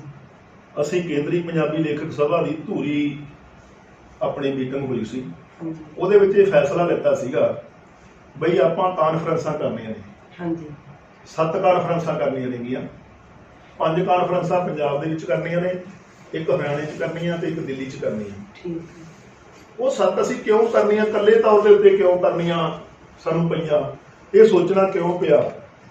ਕਾਰਨ ਇਹ ਆ ਵੀ ਮੈਂ ਬਹੁਤ ਲੰਬੇ ਸਮੇਂ ਤੋਂ ਕੇਂਦਰੀ ਪੰਜਾਬੀ ਲੇਖਕ ਸਭਾ ਦੀ ਲੀਡਰਸ਼ਿਪ ਦੇ ਅਨੁਸਾਰ ਡਾਕਟਰ ਤੇਜਵੰਤ ਮਾਨ ਦੀ ਸਹਿਮਤੀ ਨਾਲ ਤੇ ਹੋਰ ਜਿਹੜੇ ਸਾਡੇ ਵੱਡੇ ਲੀਡਰ ਨੇ ਸਾਰਿਆਂ ਦੀ ਸਹਿਮਤੀ ਦੇ ਨਾਲ ਇੱਕ ਮੈਂ ਯਤਨ ਕਰ ਰਿਹਾ ਸੀਗਾ ਦੂਜੀ ਕੇਂਦਰੀ ਸਭਾ ਨੂੰ ਤੇ ਅਕੈਡਮੀ ਨੂੰ ਇਕੱਠੇ ਕਰਕੇ ਵੀ ਆਪਾਂ ਕੋਈ ਸਾਂਝਾ ਇੱਕ ਫਰੰਟ ਬਣਾ ਕੇ ਇਹ ਲੜਾਈ ਲੜੀਏ। ਪਰ ਮੈਨੂੰ ਇਸ ਗੱਲ ਦਾ ਬਹੁਤ ਅਫਸੋਸ ਹੋਇਆ ਵੀ ਮੈਂ ਕਈ ਸਾਲ ਮਤਲਬ ਇਸ ਗੱਲ ਦੇ ਉੱਤੇ ਲਾਏ, ਮੀਟਿੰਗਾਂ ਵੀ ਹੋਈਆਂ, ਸਾਂਝੀ ਕਮੇਟੀ ਵੀ ਬਣਾਈ, ਸਾਂਝੇ ਤੌਰ ਦੇ ਉੱਤੇ ਆਪਾਂ ਨੇ ਵਰਕੀ ਵੀ ਵੰਡੀ ਪੰਜਾਬ ਦੇ ਲੋਕਾਂ ਦੇ ਵਿੱਚ, ਤੁਹਾਨੂੰ ਯਾਦ ਹੋਊਗਾ। ਪਰ ਕੁਝ ਲੋਕ ਜਿਹੜੇ ਹੈਗੇ ਸੀਗੇ ਉਹ ਨਹੀਂ ਚਾਹੁੰਦੇ ਸੀਗੇ ਵੀ ਇਹ ਜਿਹੜੀ ਸਾਂਝੀ ਲੜਾਈ ਹੈ ਇਹਨੂੰ ਜਾਰੀ ਰੱਖਿਆ ਜਾਵੇ। ਆਖਰ ਨੂੰ ਮਤਲਬ ਜਿਹੜੀ ਲੜਾਈ ਸਾਡੀ ਉਹ ਤੋੜ ਦਿੱਤੀ ਗਈ। ਤਾਂ ਸਾਡੇ ਸਾਹਮਣੇ ਇੱਕ ਸਵਾਲ ਸੀ ਕਿ ਹੁਣ ਅਸੀਂ ਚੁੱਪ ਕਰਕੇ ਬਹਿ ਜਾਈਏ ਜਾਂ ਅਸੀਂ ਆਪਣੀ ਮਾਂ ਬੋਲੀ ਵਾਸਤੇ ਲੜੀਏ। ਉਸ ਫੈਸਲੇ ਦੇ ਵਿੱਚੋਂ ਫਿਰ ਅਸੀਂ ਕੇਂਦਰੀ ਸਭਾ ਵੱਲੋਂ ਇਹ ਫੈਸਲਾ ਲਿੱਤਾ ਕਿ ਆਪਾਂ ਪੰਜਾਬੀ ਮਾਂ ਬੋਲੀ ਵਾਸਤੇ ਜੇ ਕੋਈ ਹੋਰ ਨਹੀਂ ਲੜਦਾ ਹੈਗਾ, ਸਾਡੇ ਨਾਲ ਰਲ ਕੇ ਨਹੀਂ ਲੜਨਾ ਚਾਹੁੰਦਾ, ਤਾਂ ਅਸੀਂ ਖੁਦ ਇਹ ਲੜਾਈ ਲੜਾਂਗੇ। ਉਹ ਫੈਸਲੇ ਕਰਨ ਤੋਂ ਬਾਅਦ ਅਸੀਂ ਵੱਡੇ ਯਤਨ ਕੀਤੇ ਤੇ ਪੰਜਾਬ ਦੇ ਵਿੱਚ ਵੱਡੀਆਂ ਕਾਨਫਰੰਸਾਂ ਕੀਤੀਆਂ। 2-3 ਕਾਨਫਰੰਸਾਂ ਅਸੀਂ 3 ਕਾਨਫਰੰਸਾਂ, 2 ਕਾਨਫਰੰਸਾਂ ਮਾਲਵੇ ਦੇ ਵਿੱਚ ਕੀਤੀਆਂ ਅਸੀਂ, 3 ਕਾਨਫਰੰਸਾਂ ਕੀਤੀਆਂ ਮਾਲਵੇ ਦੇ ਵਿੱਚ, ਇੱਕ ਦੁਆਬੇ ਦੇ ਵਿੱਚ ਕੀਤੀ, ਇੱਕ ਮਾਝੇ ਦੇ ਵਿੱਚ ਕੀਤੀ ਤੇ ਇੱਕ ਕਾਨਫਰੰਸ ਅਸੀਂ 4 ਕਾਨਫਰੰਸਾਂ ਤਕਰੀਬਨ ਅਸੀਂ ਮਾਲਵੇ 'ਚ ਕਰ ਲਈਆਂ ਸੀ। 6 ਕਾਨਫਰੰਸਾਂ ਕੀਤੀਆਂ ਸੀ। ਜਦੋਂ ਅਗਲੀਆਂ ਕਾਨਫਰੰਸਾਂ ਸਾਡੀਆਂ ਹਰਿਆਣੇ ਦੀਆਂ ਤੇ ਮਤਲਬ ਦਿੱਲੀ ਦੀਆਂ ਆਉਣੀਆਂ ਸੀ, ਉਦੋਂ ਕਰੋਨਾ ਦੇ ਕਰਕੇ ਜਿਹੜਾ ਸਾਡਾ ਉਹ ਰੁਕ ਗਿਆ। ਉਹਦਾ ਅਸਰ ਇਹ ਪਿਆ, ਮੈਂ ਸਮਝਦਾ ਵੀ ਜਿਹੜੀ ਤੁਸੀਂ ਅਸਰ ਦੀ ਗੱਲ ਕੀਤੀ ਹੈਗੀ, ਪੰਜਾਬ ਦੇ ਲੋਕਾਂ ਦੇ ਵਿੱਚ ਉਹਨਾਂ ਕਾਨਫਰੰਸਾਂ ਨੇ, ਉਸ ਪ੍ਰਚਾਰ ਨੇ ਬਹੁਤ ਵੱਡੀ ਚੇਤਨਾ ਪੈਦਾ ਕੀਤੀ ਪੰਜਾਬੀ ਮਾਂ ਬੋਲੀ ਪ੍ਰਤੀ। ਜਿਹੜੀਆਂ ਰਾਜਨੀਤਿਕ ਪਾਰਟੀਆਂ ਦੇ ਉੱਤੇ ਪੰਜਾਬੀ ਮਾਂ ਬੋਲੀ ਦਾ ਏਜੰਡਾ ਨਹੀਂ ਹੁੰਦਾ ਸੀਗਾ, ਉਹ ਪੰਜਾਬੀ ਮਾਂ ਬੋਲੀ ਦਾ ਏਜੰਡਾ ਬਣਿਆ। ਉਹ ਏਜੰਡਾ ਬਣ ਕੇ ਪੰਜਾਬੀ ਮਾਂ ਬੋਲੀ ਦੇ ਵਾਸਤੇ ਸਰਕਾਰ ਨੂੰ ਵੀ ਯਤਨ ਕਰਨੇ ਪਏ, ਸਰਕਾਰ ਨੂੰ ਬੋਲਣਾ ਪਿਆ। ਅਸੀਂ ਮਤਲਬ ਚਿੱਠੀ ਲਿਖ ਕੇ ਦਿੱਤੀ ਸਰਕਾਰ ਨੂੰ। ਅਸੀਂ ਮੁੱਖ ਮੰਤਰੀ ਨੂੰ ਵੀ ਮਿਲਣ ਦਾ ਪ੍ਰੋਗਰਾਮ ਬਣਾਇਆ। ਚੰਨੀ ਸਾਹਿਬ ਉਦੋਂ ਮੰਤਰੀ ਸੀਗੇ, ਉਹਨਾਂ ਨੂੰ ਵੀ ਅਸੀਂ, ਜਿਹੜੇ ਅੱਜ ਮੁੱਖ ਮੰਤਰੀ ਨੇ, ਉਹਨਾਂ ਨੂੰ ਵੀ ਅਸੀਂ ਮਿਲਣ ਦਾ ਪ੍ਰੋਗਰਾਮ ਬਣਾਇਆ ਤੇ ਉਹਨਾਂ ਨੇ ਸਾਨੂੰ ਟਾਈਮ ਦਿੱਤਾ। ਅਸੀਂ ਮੰਗ ਪੱਤਰ ਦਿੱਤਾ ਉਹਨਾਂ ਨੂੰ, ਬਹਿ ਕੇ ਉਹਨਾਂ ਨਾਲ ਗੱਲਬਾਤ ਕੀਤੀ। ਮੈਂ ਮਹਿਸੂਸ ਕੀਤਾ ਸੀ ਸਾਰਿਆਂ ਨੇ ਉਸ ਸਮੇਂ ਵੀ ਜੋ ਚਰਨਜੀਤ ਸਿੰਘ ਚੰਨੀ ਦਾ ਜਿਹੜਾ ਮਤਲਬ ਰਵੱਈਆ ਸੀਗਾ ਪੰਜਾਬੀ ਭਾਸ਼ਾ ਦੇ ਪ੍ਰਤੀ, ਸੱਭਿਆਚਾਰ ਦੇ ਪ੍ਰਤੀ, ਉਹ ਠੀਕ ਸੀ। ਉਹ ਚਾਹੁੰਦੇ ਸੀਗੇ ਵੀ ਅਸੀਂ ਇਸ ਦੇ ਵਾਸਤੇ ਕੁਝ ਕਰੀਏ। ਤੇ ਉਸ ਕੰਮ, ਮੇਰੇ ਖਿਆਲ ਦੇ ਮੁਤਾਬਕ, ਜਦੋਂ ਸਾਡੀ ਮੀਟਿੰਗ ਚੱਲ ਰਹੀ ਸੀ, ਉਦੋਂ ਜਿਹੜੇ ਅੱਜ ਮੁੱਖ ਸਕੱਤਰ ਲਾਏ ਹੋਏ ਨੇਗੇ ਆਪਣੇ, ਉਹ ਸੰਗਰੂਰ DC ਹੁੰਦੇ ਸੀਗੇ ਆਪਣੇ, ਉਹ ਮਤਲਬ ਉਹ ਵਿੱਚ ਬੈਠੇ ਸਾਡੀ ਮੀਟਿੰਗ ਦੇ ਵਿੱਚ ਸੀਗੇ। ਉਹ ਕਾਫੀ ਉਹਨਾਂ ਨੇ ਸਾਨੂੰ ਮਤਲਬ ਇਹ ਗੱਲ ਕਹੀ ਵੀ ਹਾਂ ਤੁਹਾਡੀ ਇਹ ਗੱਲ ਅਸੀਂ ਮੁੱਖ ਮੰਤਰੀ ਸਾਹਿਬ ਤੱਕ ਪਹੁੰਚਾਵਾਂਗੇ ਤੇ ਇਹਨੂੰ ਅਸੀਂ ਕੈਬਨਿਟ ਦੇ ਵਿੱਚ ਲੈ ਕੇ ਕੋਈ ਫੈਸਲੇ ਲਵਾਂਗੇ। ਤੇ ਅਸੀਂ ਉਸੇ ਦਿਨ ਹੀ ਫਿਰ ਮੁੱਖ ਮੰਤਰੀ ਸਾਹਿਬ ਦੇ ਕੋਲੇ ਵੀ ਅਸੀਂ ਗਏ ਸੀ। ਉਸੇ ਦਿਨ 5 ਮੈਂਬਰੀ ਸਾਡੀ ਕਮੇਟੀ ਸੀਗੀ ਕੇਂਦਰੀ ਸਭਾ ਦੀ, ਜਿਹਦੇ ਚ ਵੱਡੇ 5 ਲੀਡਰ ਜਿਹੜੇ ਹੈਗੇ ਸੀਗੇ, ਜਿਹਨੇ ਨਿਯੁਕਤ ਕੀਤੇ ਗਏ ਸੀਗੇ, ਉਹ ਸ਼ਾਮਲ ਸੀ ਉਹਦੇ ਚ। ਤਾਂ ਸਾਨੂੰ, ਅਸੀਂ ਅੰਦਰ ਜਾ ਕੇ ਜਦੋਂ ਅਸੀਂ ਗਏ, ਮੁੱਖ ਮੰਤਰੀ ਨੂੰ ਮਿਲਣ ਦੀ ਗੱਲ ਕੀਤੀ, ਉਹ ਜਿਹੜੇ ਸੰਦੀਪ ਜਿਹੜੇ ਹੈਗੇ ਸੀਗੇ, ਸੰਦੀਪ ਮੇਰੇ ਖਿਆਲ ਬਰਾੜ ਸੀ, ਕੀ ਸੀ ਉਹ, ਮੁੱਖ ਮੰਤਰੀ ਸਾਹਿਬ ਦੇ ਉਹ ਮਤਲਬ ਉਹ ਸੀਗੇ ਆਪਣੇ ਸਲਾਹਕਾਰ ਸੀ। ਉਹ ਸਾਨੂੰ ਮਿਲੇ, ਉਹਨਾਂ ਨੇ ਸਾਨੂੰ ਬਹੁਤ ਵਧੀਆ ਢੰਗ ਨਾਲ ਗੱਲ ਕੀਤੀ। ਉਹਨਾਂ ਨੇ ਕਿਹਾ ਵੀ ਮਤਲਬ ਅਸੀਂ ਜਿਹੜੀ ਹੈਗੀ ਆ ਮੁੱਖ ਮੰਤਰੀ ਸਾਹਿਬ ਤੁਹਾਡੀ ਗੱਲ ਪਹੁੰਚਾ ਦਿਆਂਗੇ, ਪਰ ਸਾਡੀ ਗੱਲ ਮੁੱਖ ਮੰਤਰੀ ਸਾਹਿਬ ਨਾਲ ਨਾ ਕਰਾਈ। ਹਾਲਾਂਕਿ ਮੁੱਖ ਮੰਤਰੀ ਸਾਹਿਬ ਆਪਣੇ ਘਰੇ ਸੀ। ਸਾਨੂੰ ਇਸ ਗੱਲ ਤੋਂ ਪਤਾ ਲੱਗ ਗਿਆ ਸੀਗਾ ਵੀ ਜਦੋਂ ਮੁੱਖ ਮੰਤਰੀ ਸਾਨੂੰ 5 ਬੰਦਿਆਂ ਨੂੰ ਮਿਲ ਵੀ ਨਹੀਂ ਰਹੇ ਹੈਗੇ, ਅਸੀਂ ਬੈਠੇ ਆਂਗੇ ਉੱਥੇ, ਆਪਣੇ ਸਲਾਹਕਾਰ ਨੂੰ ਮਿਲਣ ਵਾਸਤੇ ਕਹਿਤਾ ਵੀ ਗੱਲ ਕੋਈ ਵੱਡੀ ਹੋਣੀ ਨਹੀਂ ਹੈਗੀ। ਤੇ ਪਿੱਛੇ ਵੀ ਪਹਿਲਾਂ ਵੀ ਜਦੋਂ ਮਤਲਬ ਗੱਲ ਚੱਲੀ ਸੀਗੀ ਮੁੱਖ ਮੰਤਰੀ ਸਾਹਿਬ ਨਾਲ ਹੋਈ ਸੀ ਗੱਲ, ਉਹ ਕਹਿੰਦੇ ਸੀ ਵੀ ਮੈਂ ਤਾਂ ਕਰਨਾ ਚਾਹੁੰਦਾ, ਇੱਥੇ ਦੀ ਅਫਸਰਸ਼ਾਹੀ ਨਹੀਂ ਕਰਨਾ ਚਾਹੁੰਦੀ। ਪਰ ਮਤਲਬ ਸਾਡੀ ਸਰਕਾਰ ਵੱਡੀ ਹੁੰਦੀ ਹੈ, ਅਫਸਰਸ਼ਾਹੀ ਨਹੀਂ ਵੱਡੀ ਹੁੰਦੀ। ਇਹ ਬਹਾਨੇ ਨਹੀਂ ਕਦੇ ਰਾਜਨੀਤੀ ਦੇ ਵਿੱਚ ਚੱਲਦੇ ਹੁੰਦੇ। ਸਭ ਸਮਝਦੇ ਨੇ, ਬਹੁਤ ਬੰਦਿਆਂ ਨੂੰ ਕਿਹੜੇ ਮਤਲਬ ਇਸ ਗੱਲ ਦਾ ਪਤਾ ਨਹੀਂ ਹੁੰਦਾ। ਇਸ ਕਰਕੇ ਆਉਣ ਵਾਲੇ ਸਮੇਂ ਦੇ ਵਿੱਚ ਮੈਂ ਸਮਝਦਾ ਜਿਹੜੀ ਸਾਡੀ ਇਹ ਲੜਾਈ ਹੈਗੀ, ਇਸ ਨੂੰ ਹੋਰ ਤਕੜੀ ਕਰਾਂਗੇ। ਮੈਨੂੰ ਇਸ ਗੱਲ ਦੀ ਖੁਸ਼ੀ ਆ ਵੀ ਜੋ ਮੋਰਚੇ ਦੇ ਵਿੱਚ ਅੱਜ ਪੰਜਾਬੀ ਜਿਹੜੇ ਹੈਗੇ ਨੇਗੇ, ਪੰਜਾਬੀ ਦੀ ਗੱਲ ਹੁੰਦੀ ਹੈ। ਐਡਾ ਵੱਡਾ ਮੋਰਚਾ ਲੱਗਿਆ ਹੋਇਆ ਕਿਸਾਨਾਂ ਦੇ ਵਿੱਚ, ਉਹਨਾਂ ਨੇ ਪੰਜਾਬੀ ਭਾਸ਼ਾ ਦੇ ਵਿੱਚ ਉੱਥੇ ਜਿਹੜੇ ਸਾਰੇ ਜਿੰਨੇ ਵੀ ਨਾਅਰੇ ਲਿਖੇ ਹੋਏ ਨੇਗੇ ਪੰਜਾਬੀ ਭਾਸ਼ਾ ਦੇ ਵਿੱਚ ਨੇ। ਪੰਜਾਬੀ ਭਾਸ਼ਾ ਦੇ ਵਿੱਚ ਹਰਿਆਣਵੀ ਨੇ ਚਾਹੇ ਹੋਰ ਮਤਲਬ ਲੋਕ ਨੇਗੇ, ਉਹ ਸਾਰੇ ਪੰਜਾਬੀ ਭਾਸ਼ਾ ਦੇ ਵਿੱਚ ਵੀ ਨਾਅਰੇ ਲਾਉਂਦੇ ਹੈਗੇ। ਅੱਜ ਪੰਜਾਬੀ ਦੀ ਗੱਲ ਜਿਹੜੀ ਹੈਗੀ ਆ ਚੱਲੀ ਹੈਗੀ, ਚਾਹੇ ਸਾਡੀ ਆਪਣਾ ਰਾਜ ਹੋਵੇ, ਚਾਹੇ ਬਾਕੀ ਰਾਜ ਹੋਣ। ਮਤਲਬ ਇਹ ਸਾਡੀ ਗੱਲ ਲੜਾਈ ਨਾਲ ਹੀ ਅੱਗੇ ਵਧਣੀ ਹੈਗੀ। ਅਸੀਂ ਅੱਗੇ ਗਏ ਹਾਂ। ਮੈਂ ਇਹ ਗੱਲ ਦਾਅਵੇ ਨਾਲ ਕਹਿ ਸਕਦਾ ਵੀ ਕੇਂਦਰੀ ਪੰਜਾਬੀ ਲੇਖ ਸਭਾ ਨੇ ਜਿਹੜੀਆਂ ਕਾਨਫਰੰਸਾਂ ਕੀਤੀਆਂ ਨੇਗੀਆਂ, ਉਹ ਪੰਜਾਬੀ ਦੇ ਭਲੇ ਲਈ ਕੀਤੀਆਂ ਤੇ ਜਿਨ੍ਹਾਂ ਦੇ ਕੁਝ ਸਾਰਥਕ ਸਿੱਟੇ ਨਿਕਲੇ, ਬਹੁਤੇ ਨਹੀਂ। ਮੈਂ ਕਹਿੰਦਾ ਹੁਣ ਜਿਵੇਂ ਤੁਸੀਂ ਕਹਿ ਰਹੇ ਹੋ ਵੀ ਜਿਹੜੇ ਚਰਨਜੀਤ ਸਿੰਘ ਚੰਨੀ ਨੇ, ਹੁਣ ਇਸ ਟਾਈਮ, ਉਦੋਂ ਮੰਤਰੀ ਸੀ ਜਦੋਂ ਤੁਸੀਂ ਮਿਲੇ, ਇਸ ਟਾਈਮ ਉਹ ਮੁੱਖ ਮੰਤਰੀ ਨੇ, ਤਾਂ ਕੀ ਤੁਹਾਡੀ ਸਭਾ ਹੈ ਜਿਹੜੀ ਕੇਂਦਰੀ ਪੰਜਾਬੀ ਲੇਖਕ ਸਭਾ, ਉਹਨਾਂ ਤੱਕ ਅਪਰੋਚ ਕਰਨ ਦੀ ਕੋਸ਼ਿਸ਼ ਕਰੇਗੀ ਕਿ ਹੁਣ ਉਹਨਾਂ ਨੂੰ ਇੱਕ ਮਤਲਬ ਉਹਨਾਂ ਕੋਲੇ ਪਾਵਰ ਹੈ ਹੁਣ ਪਹਿਲਾਂ ਨਾਲੋਂ ਜ਼ਿਆਦਾ ਪਾਵਰ 'ਚ ਨੇ ਉਹ, ਵੀ ਉਹਨਾਂ ਨੂੰ ਮਿਲ ਕੇ ਉਹਨਾਂ ਨੂੰ ਇਹ ਗੱਲ ਦੇ ਲਈ ਕਨਵਿੰਸ ਕਰਵਾਇਆ ਜਾਵੇ, ਉਹਨਾਂ ਨੂੰ ਇਹ ਸਮਝਾਇਆ ਜਾ ਸਕੇ ਕਿ ਸਾਡੀ ਜਿਹੜੀ ਪੰਜਾਬੀ ਭਾਸ਼ਾ ਹੈ ਉਹਦੇ ਲਈ ਸਰਕਾਰੀ ਤੌਰ ਤੇ ਸਿਰ ਤੋੜ ਯਤਨ ਹੋਣੇ ਚਾਹੀਦੇ ਨੇ। ਪੰਜਾਬ ਦੀ ਰਾਜਨੀਤੀ ਦੇ ਵਿੱਚ ਚਰਨਜੀਤ ਚੰਨੀ ਦੇ ਮੁੱਖ ਮੰਤਰੀ ਆਉਣ ਦੇ ਨਾਲ ਕਾਫੀ ਵੱਡੀ ਤਬਦੀਲੀ ਹੋਈ ਆ। ਹਾਂਜੀ, ਬੇਸ਼ੱਕ ਕਾਂਗਰਸ ਸਰਕਾਰ ਦੀਆਂ ਜੋ ਨੀਤੀਆਂ ਨੇਗੀਆਂ, ਬੇਸਿਕ ਨੀਤੀਆਂ ਨੇਗੀਆਂ, ਮੁੱਢਲੀਆਂ ਨੀਤੀਆਂ ਨੇ, ਉਹਨਾਂ ਦੇ ਵਿੱਚ ਕੋਈ ਵੱਡੀ ਤਬਦੀਲੀ ਨਹੀਂ ਆਉਣੀ, ਅਸੀਂ ਨਹੀਂ ਆਸ ਕਰਦੇ ਹੈਗੇ। ਪਰ ਕੁਝ ਤਬਦੀਲੀਆਂ ਹੁੰਦੀਆਂ ਨੇ ਜਿਹੜੀਆਂ ਹੋ ਸਕਦੀਆਂ ਨੇਗੀਆਂ, ਹਾਂਜੀ, ਉਹ ਚੰਨੀ ਸਾਹਿਬ ਕਰ ਸਕਦੇ ਨੇਗੇ। ਅਜੇ ਜਿਹੜੀ ਪੋਜੀਸ਼ਨ ਸਰਕਾਰ ਦੀ ਬਣੀ ਹੋਈ ਹੈਗੀ, ਉਹ ਡਾਵਾਡੋਲ ਵਾਲੀ ਪੋਜੀਸ਼ਨ ਬਣੀ ਹੋਈ ਹੈਗੀ। ਅਜੇ ਜਿਹੜੀ ਆਪਸੀ ਜਿਹੜੀ ਮਤਲਬ ਮਤਭੇਦ ਨੇਗੇ ਸਰਕਾਰ ਦੇ ਵਿੱਚ, ਉਹ ਅਜੇ ਹੱਲ ਨਹੀਂ ਹੋ ਰਹੇ ਹੈਗੇ, ਉਹ ਮਸਲੇ ਖੜੇ ਹੈਗੇ।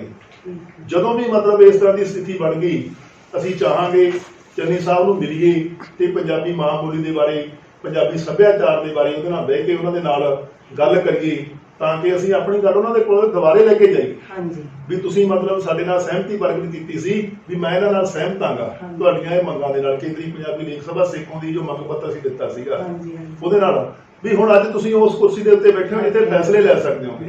ਅਸੀਂ ਉਹਨਾਂ ਨਾਲ ਗੱਲ ਕਰਾਂਗੇ ਬਕਾਇਦਾ ਤੌਰ ਦੇ ਉੱਤੇ। ਕੇਂਦਰੀ ਪੰਜਾਬੀ ਲੇਖਕ ਸਭਾ ਵੱਲੋਂ ਅਸੀਂ ਉਹਨਾਂ ਨੂੰ ਮਿਲਾਂਗੇ, ਮਿਲ ਕੇ ਉਹਨਾਂ ਨਾਲ ਜਿਹੜੇ ਸਾਡੇ ਮਸਲੇ ਨੇ ਪੰਜਾਬੀ ਭਾਸ਼ਾ ਦੇ ਉੱਤੇ, ਉਹ ਹੱਲ ਕਰਾਉਣ ਵਾਸਤੇ ਉਹਨਾਂ ਨਾਲ ਗੱਲ ਕਰਕੇ ਅੱਗੇ ਤੋਰਾਂਗੇ ਗੱਲ ਨੂੰ। ਮੈਂ ਤੁਹਾਨੂੰ ਇਹ ਯਕੀਨ ਦਿਵਾਉਣਾ। ਠੀਕ ਹੈ ਜੀ। ਅੱਛਾ, ਕੇਂਦਰੀ ਪੰਜਾਬੀ ਲੇਖਕ ਸਭਾ ਜਿਹੜੀ ਆਪਣੀ ਸੇਖੋਂ, ਇਹਦਾ ਦਾਇਰਾ ਕੀ ਹੈ? ਇਹ ਕਿੰਨੇ ਕੁ ਦਾਇਰੇ ਦੇ ਵਿੱਚ ਇਹ ਕੀ ਪੰਜਾਬੀ ਸਾਹਿਤ ਤੇ ਭਾਸ਼ਾ ਦੀ ਗੱਲ ਕਰਦੀ ਹੈ, ਜਾਂ ਇਹਦਾ ਦਾਇਰਾ ਇਸ ਤੋਂ ਵੀ ਵਿਸ਼ਾਲ ਹੈ? ਇਹਦੇ ਬਾਰੇ ਸਾਨੂੰ ਜਾਣਕਾਰੀ ਦਿਓ। ਮੈਂ ਕੇਂਦਰੀ ਪੰਜਾਬੀ ਲੇਖਕ ਸਭਾ ਸੇਖੋਂ ਦੇ ਵਿੱਚ ਮੇਰੇ ਖਿਆਲ ਦੇ ਮੁਤਾਬਕ 2004-05 ਦੇ ਵਿੱਚ ਆਇਆ ਸੀ। ਹਾਂਜੀ, ਮੈਂ ਕੇਂਦਰੀ ਸਭਾ ਦੀ ਕਾਰਜਕਾਰਨੀ ਦਾ ਮੈਂਬਰ ਸੀ, ਮੈਂ ਕਾਰਜਕਾਰਨੀ ਮੈਂਬਰ ਵੀ ਕੰਮ ਕੀਤਾ। ਤੇ ਉਸ ਤੋਂ ਬਾਅਦ ਜਦੋਂ ਮੇਰੀ ਜ਼ਿੰਮੇਵਾਰੀ 2008 ਦੇ ਵਿੱਚ ਲੱਗੀ, ਤਾਂ ਉਸ ਸਮੇਂ ਜਿਹੜੇ ਮਤਲਬ ਇਜਲਾਸ ਦੇ ਵਿੱਚ ਮੈਨੂੰ ਚੁਣਿਆ ਗਿਆ ਸੀ, 450 ਲੇਖਕ ਉੱਥੇ ਸ਼ਾਮਲ ਸੀਗੇ ਫਰੀਦਕੋਟ ਇਜਲਾਸ ਦੇ ਵਿੱਚ।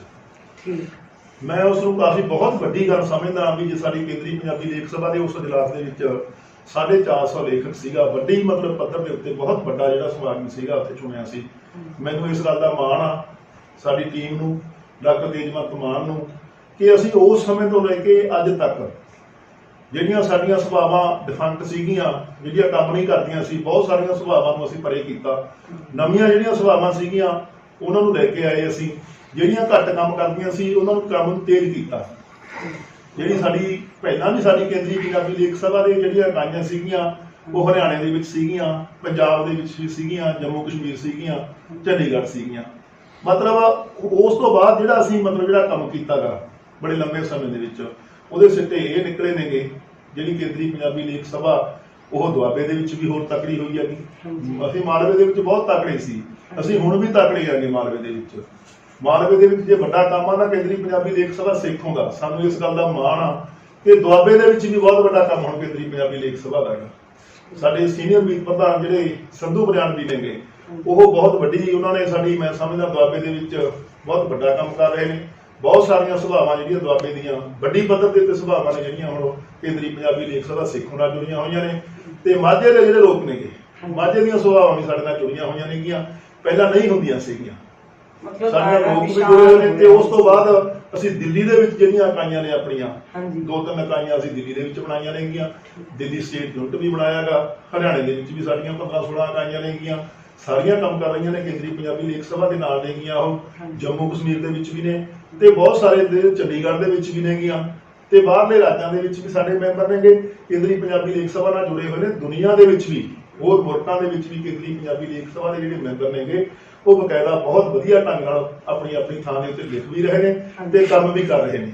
ਹੁਣ ਅੱਜ ਕੱਲ੍ਹ ਜਿਹੜੀ ਕੇਂਦਰੀ ਪੰਜਾਬੀ ਲੇਖ ਸਭਾ ਦਾ ਦਾਇਰਾ ਉਹ ਅੰਤਰਰਾਸ਼ਟਰੀ ਆ।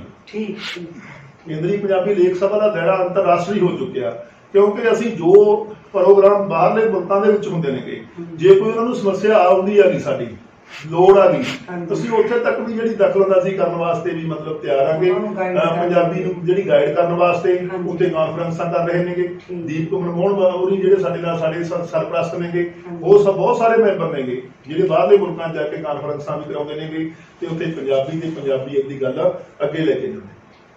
ਅੱਛਾ, ਤੁਸੀਂ ਵਿੱਚ ਹਰਿਆਣਾ ਸਾਹਿਤ ਸਭਾਵਾਂ ਦੀ ਗੱਲ ਕੀਤੀ ਤਾਂ ਸਵਾਲ ਦੇ ਵਿੱਚ ਸਵਾਲ ਮੇਰੇ ਦਿਮਾਗ 'ਚ ਆਇਆ, ਹਰਿਆਣੇ ਦੇ ਨਾਲ ਲੱਗਦੇ ਇਲਾਕੇ ਦੇ ਵਿੱਚ ਜਿਹੜੀ ਪੁਆਧੀ ਮਾਂ ਬੋਲੀ ਆ ਸਾਡੀ, ਜਿਹੜੀ ਉਪ ਬੋਲੀ ਆ ਪੁਆਧੀ, ਉਹਦੇ ਬਾਰੇ ਤੁਸੀਂ ਕੋਈ ਜਾਣਕਾਰੀ ਦਿਓ, ਕਿਉਂਕਿ ਪੁਆਧੀ ਭਾਸ਼ਾ ਦੇ ਵਿੱਚ ਉਪ ਬੋਲੀ ਦੇ ਵਿੱਚ ਅੱਜ ਕੱਲ੍ਹ ਕਈ ਸਾਰੇ ਕਵੀ ਦਰਬਾਰ ਜਾਂ ਕਵੀਆਂ ਨੂੰ ਅਸੀਂ YouTube ਤੇ ਸੁਣਦੇ ਹਾਂ, ਉਹਨਾਂ ਦੇ ਵਿੱਚ ਕਈਆਂ ਦਾ ਨਾਮ ਹੈ ਜਿਹੜਾ ਆਮ ਲੋਕਾਂ ਤੱਕ ਪਹੁੰਚਿਆ, ਉਹਦੇ ਬਾਰੇ ਜਾਣਕਾਰੀ ਦਿਓ। ਮੈਂ ਅੱਜ ਤੋਂ 6-7 ਸਾਲ ਪਹਿਲਾਂ ਹਾਂਜੀ ਰਾਜਪੁਰੇ ਸਮਾਗਮ ਤੇ ਗਿਆ ਸੀ। ਹਾਂਜੀ ਉਸ ਸਮਾਗਮ ਦੇ ਵਿੱਚ ਮੇਰੀ ਪ੍ਰਧਾਨਗੀ ਸੀ। ਜਦੋਂ ਮੈਨੂੰ ਉੱਥੇ ਬੁਲਾਇਆ ਗਿਆ ਹਾਂਜੀ ਤਾਂ ਮੈਂ ਜੋ ਵੀ ਇੱਥੇ ਬੋਲ ਕੇ ਗਏ ਲੋਕ ਸੀਗੇ, ਮੈਂ ਉਹਨਾਂ ਨੂੰ ਹੱਥ ਖੜੇ ਕਰਾ ਕੇ ਇਹ ਪੁੱਛਿਆ ਸੀ ਲੇਖਕਾਂ ਨੂੰ ਵੀ ਤੁਸੀਂ ਕਿੰਨੇ ਪੁਆਧੀ ਬੈਠੇ ਹੋ, ਕਿੰਨੇ ਨਹੀਂ ਪੁਆਧੀ ਹੈਗੇ। ਹਾਂਜੀ, ਤਾਂ ਉੱਥੇ ਬਹੁਤੇ ਜਿਹੜੇ ਪੁਆਧੀ ਲੋਕ ਸੀਗੇ, ਮਤਲਬ ਬਹੁਤਿਆਂ ਨੇ ਹੱਥ ਖੜੇ ਕਰਦੇ ਵੀ ਅਸੀਂ ਪੁਆਧੀ ਆ। ਮੈਂ ਉਹਨਾਂ ਨੂੰ ਉਹ ਗੱਲ ਕਹੀ ਸੀ, ਹਾਂਜੀ ਮੈਂ ਕਿਹਾ ਤੁਹਾਡੀ ਮਾਂ ਬੋਲੀ ਪੁਆਧੀ ਆ, ਹਾਂਜੀ ਤੁਹਾਡੀ ਮਾਂ ਬੋਲੀ ਪੰਜਾਬੀ ਪੁਆਧੀ ਹੈ। ਹਾਂਜੀ ਹਾਂ, ਕਿਉਂਕਿ ਪੁਆਧ ਦੀ ਜਿਹੜੀ ਬੋਲੀ ਹੈਗੀ ਇਹ ਸਾਡੀ ਪੰਜਾਬੀ ਬੋਲੀ ਦੀ ਮਤਲਬ ਸਭ ਭਾਸ਼ਾ ਹੈਗੀ, ਉਪ ਭਾਸ਼ਾ ਹੈ, ਉਪਭਾਸ਼ਾ। ਹਾਂਜੀ, ਉਪ ਭਾਸ਼ਾ ਹੈਗੀ ਸਾਡੀ ਇਹ। ਵੀ ਤੁਸੀਂ ਆਪਣੀ ਮਾਂ ਬੋਲੀ ਦੇ ਵਿੱਚ ਤਾਂ ਕਿਸੇ ਨੇ ਬੋਲਿਆ ਹੀ ਨਹੀਂ ਹੈਗਾ। ਹਾਂਜੀ, ਮੈਂ ਉਹਨਾਂ ਨੂੰ ਕਹਿ ਕੇ ਆਇਆ ਸੀ ਵੀ ਤੁਸੀਂ ਜਦੋਂ ਵੀ ਕੋਈ ਅਗਲਾ ਪ੍ਰੋਗਰਾਮ ਕਰੋਗੇ ਤਾਂ 2-4 ਬੰਦੇ ਦਾ ਤੁਸੀਂ ਘੱਟੋ ਘੱਟ ਸਾਨੂੰ ਪੁਆਧੀ ਦੇ ਵਿੱਚ ਕੋਈ ਗੀਤ ਸੁਣਾਓ, ਹਾਂਜੀ ਸਾਨੂੰ ਪਤਾ ਲੱਗੇ ਵੀ ਪੁਆਧੀ ਬੋਲੀ ਕਿਵੇਂ ਜਾਂਦੀ ਹੈ, ਇਹ 'ਚ ਗੀਤ ਕਿਵੇਂ ਗਾਏ ਜਾਂਦੇ ਨੇ, ਸੱਭਿਆਚਾਰ ਕੀ ਹੈਗਾ। ਹਾਂਜੀ ਹਾਂਜੀ ਹਾਲਾਂਕਿ ਮੇਰੇ ਕੋਲੇ ਮਲਵਈ ਦੀ, ਮਾਝੀ ਦੀ, ਲਹਿਰਪੁਰੀ ਦੀ ਸਾਰੀਆਂ ਡਿਕਸ਼ਨਰੀਆਂ ਪਈਆਂ ਨੇ, ਪੁਆਧੀ ਦੀ ਵੀ ਪਈ ਹੈਗੀ ਪੰਜਾਬੀ ਦੇ ਵਿੱਚ। ਹਾਂਜੀ, ਪਰ ਜੋ ਅਸੀਂ ਆਪਣੇ ਸੱਭਿਆਚਾਰ ਨੂੰ ਬੋਲਦੇ ਆ, ਗਾਉਂਦੇ ਆ, ਸੁਣਦੇ ਆ, ਦੇਖਦੇ ਆਂਗੇ, ਉਹਦੇ ਰੰਗ ਹੀ ਕੋਈ ਹੋਰ ਹੁੰਦੇ ਆ। ਹਾਂਜੀ ਹਾਂ, ਉਹਦਾ ਅਸਰ ਇਹ ਹੋਇਆ ਵੀ ਅਸੀਂ 2-3 ਵਾਰੀ ਪੁਆਧੀ ਲੇਖਕ ਨੂੰ, ਸਾਡੇ ਚਰਨ ਹੈਗਾ, ਚਰਨ ਪੁਆਧੀ, ਚਰਨ ਪੁਆਧੀ ਹੈਗਾ, ਅਸੀਂ ਉਹਨੂੰ ਬੁਲਾਉਂਦੇ ਰਹੇ। ਹਾਂਜੀ। ਇੱਥੋਂ ਤੱਕ ਵੀ ਅਸੀਂ ਉਹਨੂੰ ਜਲੰਧਰ ਵੀ ਲੈ ਕੇ ਗਏ, ਅੱਛਾ ਜੀ, ਜਲੰਧਰ ਦੀਆਂ ਸਟੇਜਾਂ ਤੇ ਵੀ ਗਵਾਇਆ ਸੀ। ਆਪਣੀਆਂ ਕੇਂਦਰੀ ਪੰਜਾਬੀ ਲੇਖ ਸਭਾ ਦੇ ਸਮਾਗਮਾਂ ਦੇ ਵਿੱਚ ਵੀ ਇਕੱਲੇ ਨੂੰ ਬੁਲਾ ਦਿੰਦੇ ਸੀ ਉਹਨੂੰ ਵੀ ਭਾਈ ਤੂੰ ਪੁਆਧੀ ਸੁਣਾ। ਹਾਂਜੀ ਹਾਂਜੀ, ਅਸੀਂ ਉਹਨਾਂ ਨੂੰ ਕਿਹਾ ਵੀ ਤੁਸੀਂ ਪੁਆਧੀ ਰੰਗ ਲੱਗ ਕੇ ਲੈ ਕੇ ਆਓ, ਜੇ ਸਾਡਾ ਮਲਵਈ ਰੰਗ ਹੈਗਾ, ਜੇ ਸਾਡਾ ਦੁਆਬੀਆ ਰੰਗ ਹੈਗਾ, ਜੇ ਸਾਡਾ ਮਝੈਲ ਰੰਗ ਹੈਗਾ, ਤਾਂ ਪੁਆਧੀ ਵੀ ਤਾਂ ਪੁਆਧੀ ਵੀ ਹੋਣਾ ਚਾਹੀਦਾ। ਹਾਂਜੀ ਹੋਣਾ ਤਾਂ ਮਤਲਬ ਉਹਦੇ ਨਾਲ ਅਸੀਂ ਜਿਹੜੀ ਚਾਹੁੰਦੇ ਆਂਗੇ, ਮੈਂ ਉਹਨਾਂ ਨੂੰ ਇੱਕ ਗੱਲ ਕਹੀ ਸੀ ਵੀ ਜਿੰਨੀਆਂ ਕਿਸੇ ਭਾਸ਼ਾ ਦੀਆਂ ਉਪ ਭਾਖਾਵਾਂ ਹੁੰਦੀਆਂ ਨੇਗੀਆਂ, ਉਨੀ ਉਹ ਭਾਸ਼ਾ ਅਮੀਰ ਹੁੰਦੀ ਹੈਗੀ। ਇਸ ਕਰਕੇ ਅਸੀਂ ਆਪਣੀਆਂ ਜਿਹੜੀਆਂ ਉਪ ਭਾਸ਼ਾਵਾਂ ਨੇ ਉਹਨਾਂ ਨੂੰ ਛੱਡਣਾ ਨਹੀਂ ਹੈਗਾ। ਅਸੀਂ ਆਪਣੀ ਮਾਤ ਭਾਸ਼ਾ ਨੂੰ ਵੀ ਤਕੜਾ ਕਰਨਾ, ਆਪਣੀ ਮਾਂ ਬੋਲੀ ਪੰਜਾਬੀ ਨੂੰ ਵੀ ਤਕੜਾ ਕਰਨਾ ਤੇ ਆਪਣੀਆਂ ਉਪ ਭਾਸ਼ਾਵਾਂ ਨੂੰ ਵੀ ਮਰਨ ਨਹੀਂ ਦੇਣਾ ਹੈਗਾ। ਉਸ ਦੇ ਸਿੱਟੇ ਵਜੋਂ ਜਿਹੜੀ ਮਤਲਬ ਮੈਂ ਸਮਝਦਾਗਾ ਜਿਹੜੇ ਸਾਡੇ ਪੁਆਧੀ ਲੇਖਕ ਨੇਗੇ ਅੱਜ ਉੱਭਰਵੇਂ ਰੂਪ ਦੇ ਵਿੱਚ ਸਾਹਮਣੇ ਆਏ ਨੇ ਤੇ ਉਹਨਾਂ ਦੇ ਕਵੀ ਦਰਬਾਰ ਵੀ ਆਉਂਦੇ ਨੇ ਤੇ ਕਵੀ ਦਰਬਾਰ ਕਰਵਾਉਂਦੇ ਵੀ ਨੇ। ਹਾਂਜੀ, ਅੱਛਾ, ਤੁਸੀਂ ਕਿੰਨੀਆਂ ਕਿਤਾਬਾਂ ਹੁਣ ਤੱਕ ਲਿਖ ਚੁੱਕੇ ਹੋ? ਕਿੰਨੀਆਂ ਬਾਲ ਕਿਤਾਬਾਂ ਲਿਖੀਆਂ ਨੇ, ਬਾਲ ਸਾਹਿਤ ਦੇ ਵਿੱਚ ਲਿਖੀਆਂ ਨੇ? ਕਿੰਨੀਆਂ ਕੁ ਤੁਹਾਡੀਆਂ ਅਨੁਵਾਦਿਤ ਕਿਤਾਬਾਂ ਨੇ? ਕਿਉਂਕਿ ਤੁਸੀਂ ਹਿੰਦੀ ਤੋਂ ਪੰਜਾਬੀ ਦੇ ਵਿੱਚ ਵੀ ਕਈ ਕਿਤਾਬਾਂ ਮੇਰੇ ਖਿਆਲ 'ਚ ਅਨੁਵਾਦਿਤ ਕੀਤੀਆਂ ਨੇ, ਤੇ ਇੱਕ ਤੁਸੀਂ ਜਿਹੜਾ ਬਾਲਗ ਸਾਹਿਤ ਦੇ ਨਾਮ ਹੇਠ ਜਿਵੇਂ ਕੁਛ ਕਿਤਾਬਾਂ ਨੇ ਤੁਹਾਡੀਆਂ ਜਾਂ ਅਨੁਵਾਦਿਤ ਕਿਤਾਬਾਂ ਨੇ, ਇਹਨਾਂ ਬਾਰੇ ਜਾਣਕਾਰੀ ਦਿਓ। ਸਭ ਤੋਂ ਪਹਿਲਾਂ ਮੈਂ ਇੱਕ ਗੱਲ ਦੱਸਣੀ ਚਾਹੁੰਦਾ ਕਿ ਸਾਡੇ ਬਾਲ ਸਾਹਿਤ ਨੂੰ ਤਾਂ ਇਹ ਕਿਹਾ ਜਾਂਦਾ ਵੀ ਇਹ ਤਾਂ ਬੱਚਿਆਂ ਦਾ ਸਾਹਿਤ ਹੈ। ਹਾਂਜੀ, ਜਦੋਂ ਕਿ ਇਹ ਸਾਹਿਤ ਜਿਹੜਾ ਹੈਗਾ ਵੱਡਿਆਂ ਵੱਲੋਂ ਲਿਖਿਆ ਜਾਂਦਾ, ਬਹੁਤ ਪ੍ਰੌੜ ਬੰਦਿਆਂ ਵੱਲੋਂ ਲਿਖਿਆ ਜਾਂਦਾ ਹੈ। ਬਿਲਕੁਲ ਬਿਲਕੁਲ। ਤੇ ਜਿਹੜਾ ਦੂਜਾ ਸਾਹਿਤ ਆ, ਗਜ਼ਲਾਂ ਨੇ, ਕਵਿਤਾਵਾਂ ਨੇ, ਪ੍ਰੌੜ ਸਾਹਿਤ ਆ। ਹਾਂਜੀ, ਮੈਂ ਇਸ ਧਾਰਨਾ ਨਾਲ ਸਹਿਮਤ ਨਹੀਂ ਹੈਗਾ। ਠੀਕ, ਚਾਹੇ ਕੋਈ ਬਾਲ ਸਾਹਿਤ ਲਿਖਿਆ ਹੋਇਆ, ਚਾਹੇ ਬਾਲਗ ਸਾਹਿਤ ਲਿਖਿਆ ਹੋਇਆ, ਚਾਹੇ ਕੋਈ ਹਾਸ ਜੰਗ ਲਿਖੀ ਹੋਈ ਆ, ਕਿ ਇਹ ਸਾਰੇ ਪ੍ਰੌੜ ਸਾਹਿਤ ਹੁੰਦੇ ਨੇ। ਪਹਿਲੀ ਗੱਲ ਮੈਂ ਜਿਹੜੀ ਕਹਿਣੀ ਚਾਹੁੰਦਾ, ਮੈਂ ਇਹ ਧਾਰਨਾ ਨੂੰ ਬਦਲਣੀ ਚਾਹੁੰਦਾ ਪੰਜਾਬੀ ਸਾਹਿਤ ਦੇ ਵਿੱਚ ਜੋ ਮਤਲਬ ਚਲਾਈ ਪ੍ਰਚਲਿਤ ਕੀਤੀ ਹੋਈ ਹੈ। ਜਿਹੜਾ ਮਤਲਬ ਬਾਲਗਾਂ ਵਾਸਤੇ ਸਾਹਿਤ ਰਚਿਆ ਜਾਂਦਾ ਉਹਨੂੰ ਬਾਲਗ ਸਾਹਿਤ ਕਹਿਣਾ ਚਾਹੀਦਾ ਸਾਨੂੰ। ਹਾਂਜੀ, ਜਿਹੜਾ ਬਾਲਾਂ ਵਾਸਤੇ ਸਾਹਿਤ ਰਚਿਆ ਜਾਂਦਾ ਉਹਨੂੰ ਬਾਲ ਸਾਹਿਤ ਕਹਿਣਾ ਚਾਹੀਦਾ। ਮੈਂ ਹੁਣ ਮਤਲਬ ਆਪਣੀਆਂ ਕਿਤਾਬਾਂ ਦੇ ਵਿੱਚ ਪਹਿਲਾਂ ਮੈਂ ਵੀ ਲਿਖਦਾ ਸੀ ਇਹ, ਜਦੋਂ ਦਾ ਮਤਲਬ ਮੈਂ ਇਸ ਸਿੱਟੇ ਤੇ ਪਹੁੰਚਿਆ ਵੀ ਇਹ ਸਾਰਾ ਕੁਝ ਗਲਤ ਹੋ ਰਿਹਾ ਹੈਗਾ, ਮੈਂ ਆਪਣੀਆਂ ਕਿਤਾਬਾਂ ਦੇ ਵਿੱਚ ਵੀ ਹੁਣ ਜੋ ਲਿਖ ਰਿਹਾ ਹੈਗਾ ਉਹ ਬਾਲਗ ਸਾਹਿਤ ਦੇ ਰੂਪ ਦੇ ਵਿੱਚ। ਬਾਲਗ ਸਾਹਿਤ ਦੀਆਂ ਮੇਰੀਆਂ 7 ਕਿਤਾਬਾਂ ਨੇਗੀਆਂ। ਬਾਲਗ ਸਾਹਿਤ ਦਾ ਮਤਲਬ ਕੀ ਆ? ਬੱਚਿਆਂ ਦੇ ਜਿਹੜੇ ਸਮਝ ਨਹੀਂ ਆਉਂਦਾ ਸਾਹਿਤ, ਵੱਡਿਆਂ ਦੇ ਸਮਝ ਆਉਂਦਾ, ਉਹ ਬਾਲਗ ਸਾਹਿਤ ਆ। ਜਿਹੜਾ ਬੱਚਿਆਂ ਦੇ ਸਮਝ ਆਉਂਦਾ ਉਹਦਾ ਬਾਲ ਸਾਹਿਤ ਹੈਗਾ, ਜੋ ਬੱਚਿਆਂ ਵਾਸਤੇ ਲਿਖਿਆ ਜਾਂਦਾ, ਜਿਹੜਾ ਉਹਨਾਂ ਦੇ ਸਮਝ ਆਵੇ। ਪਰ ਜਿਹੜਾ ਪ੍ਰੌੜ ਸਾਹਿਤ ਆ, ਬਾਲ ਸਾਹਿਤ ਨੂੰ ਵੀ ਮੈਂ ਪ੍ਰੌੜ ਸਾਹਿਤ ਮੰਨਦਾ। ਮੈਂ ਤੁਹਾਨੂੰ ਇੱਕ ਗੱਲ ਹੋਰ ਦੱਸਣੀ ਚਾਹੁੰਦਾ, ਪਿਛਲੇ ਸਮੇਂ ਦੇ ਵਿੱਚ ਮੈਂ ਨਰਸਰੀ ਦੇ ਵਾਸਤੇ ਲਿਖਣਾ ਸ਼ੁਰੂ ਕੀਤਾ ਜੀ। ਨਰਸਰੀ ਬਾਲ ਸਾਹਿਤ ਲਿਖਾਂ ਮੈਂ, ਕਿਉਂਕਿ ਮੇਰੀਆਂ ਕਿਤਾਬਾਂ ਨਰਸਰੀ ਦੇ ਵਿੱਚ ਨਹੀਂ ਹੈਗੀਆਂ ਸੀਗੀਆਂ। ਸਭ ਤੋਂ ਔਖਾ ਮੈਨੂੰ ਮਹਾਕਾਵ ਤੋਂ ਵੀ ਔਖਾ ਅਖੰਡ ਕਾਵਿ ਵੀ ਮੈਂ ਲਿਖਿਆ, ਮੈਂ ਮਹਾਕਾਵਿ ਵੀ ਲਿਖਿਆ। ਸਭ ਤੋਂ ਔਖਾ ਜੇ ਮੈਨੂੰ ਕੀਤਾ ਤਾਂ ਨਰਸਰੀ ਸਾਹਿਤ ਨੇ ਕੀਤਾ। ਕਿਉਂਕਿ ਬੱਚਿਆਂ ਦੇ ਲੈਵਲ ਉਸ ਲੈਵਲ ਦੇ ਉੱਤੇ ਆ ਕੇ ਉਸ ਨੂੰ ਉਹਨਾਂ ਨੂੰ ਸਮਝ ਕੇ ਲਿਖਣਾ ਸਭ ਤੋਂ ਔਖਾ ਉੱਥੇ ਆਪਾਂ ਕਹਿੰਦੇ ਨੇ ਬਾਲ ਸਾਹਿਤ ਦਾ।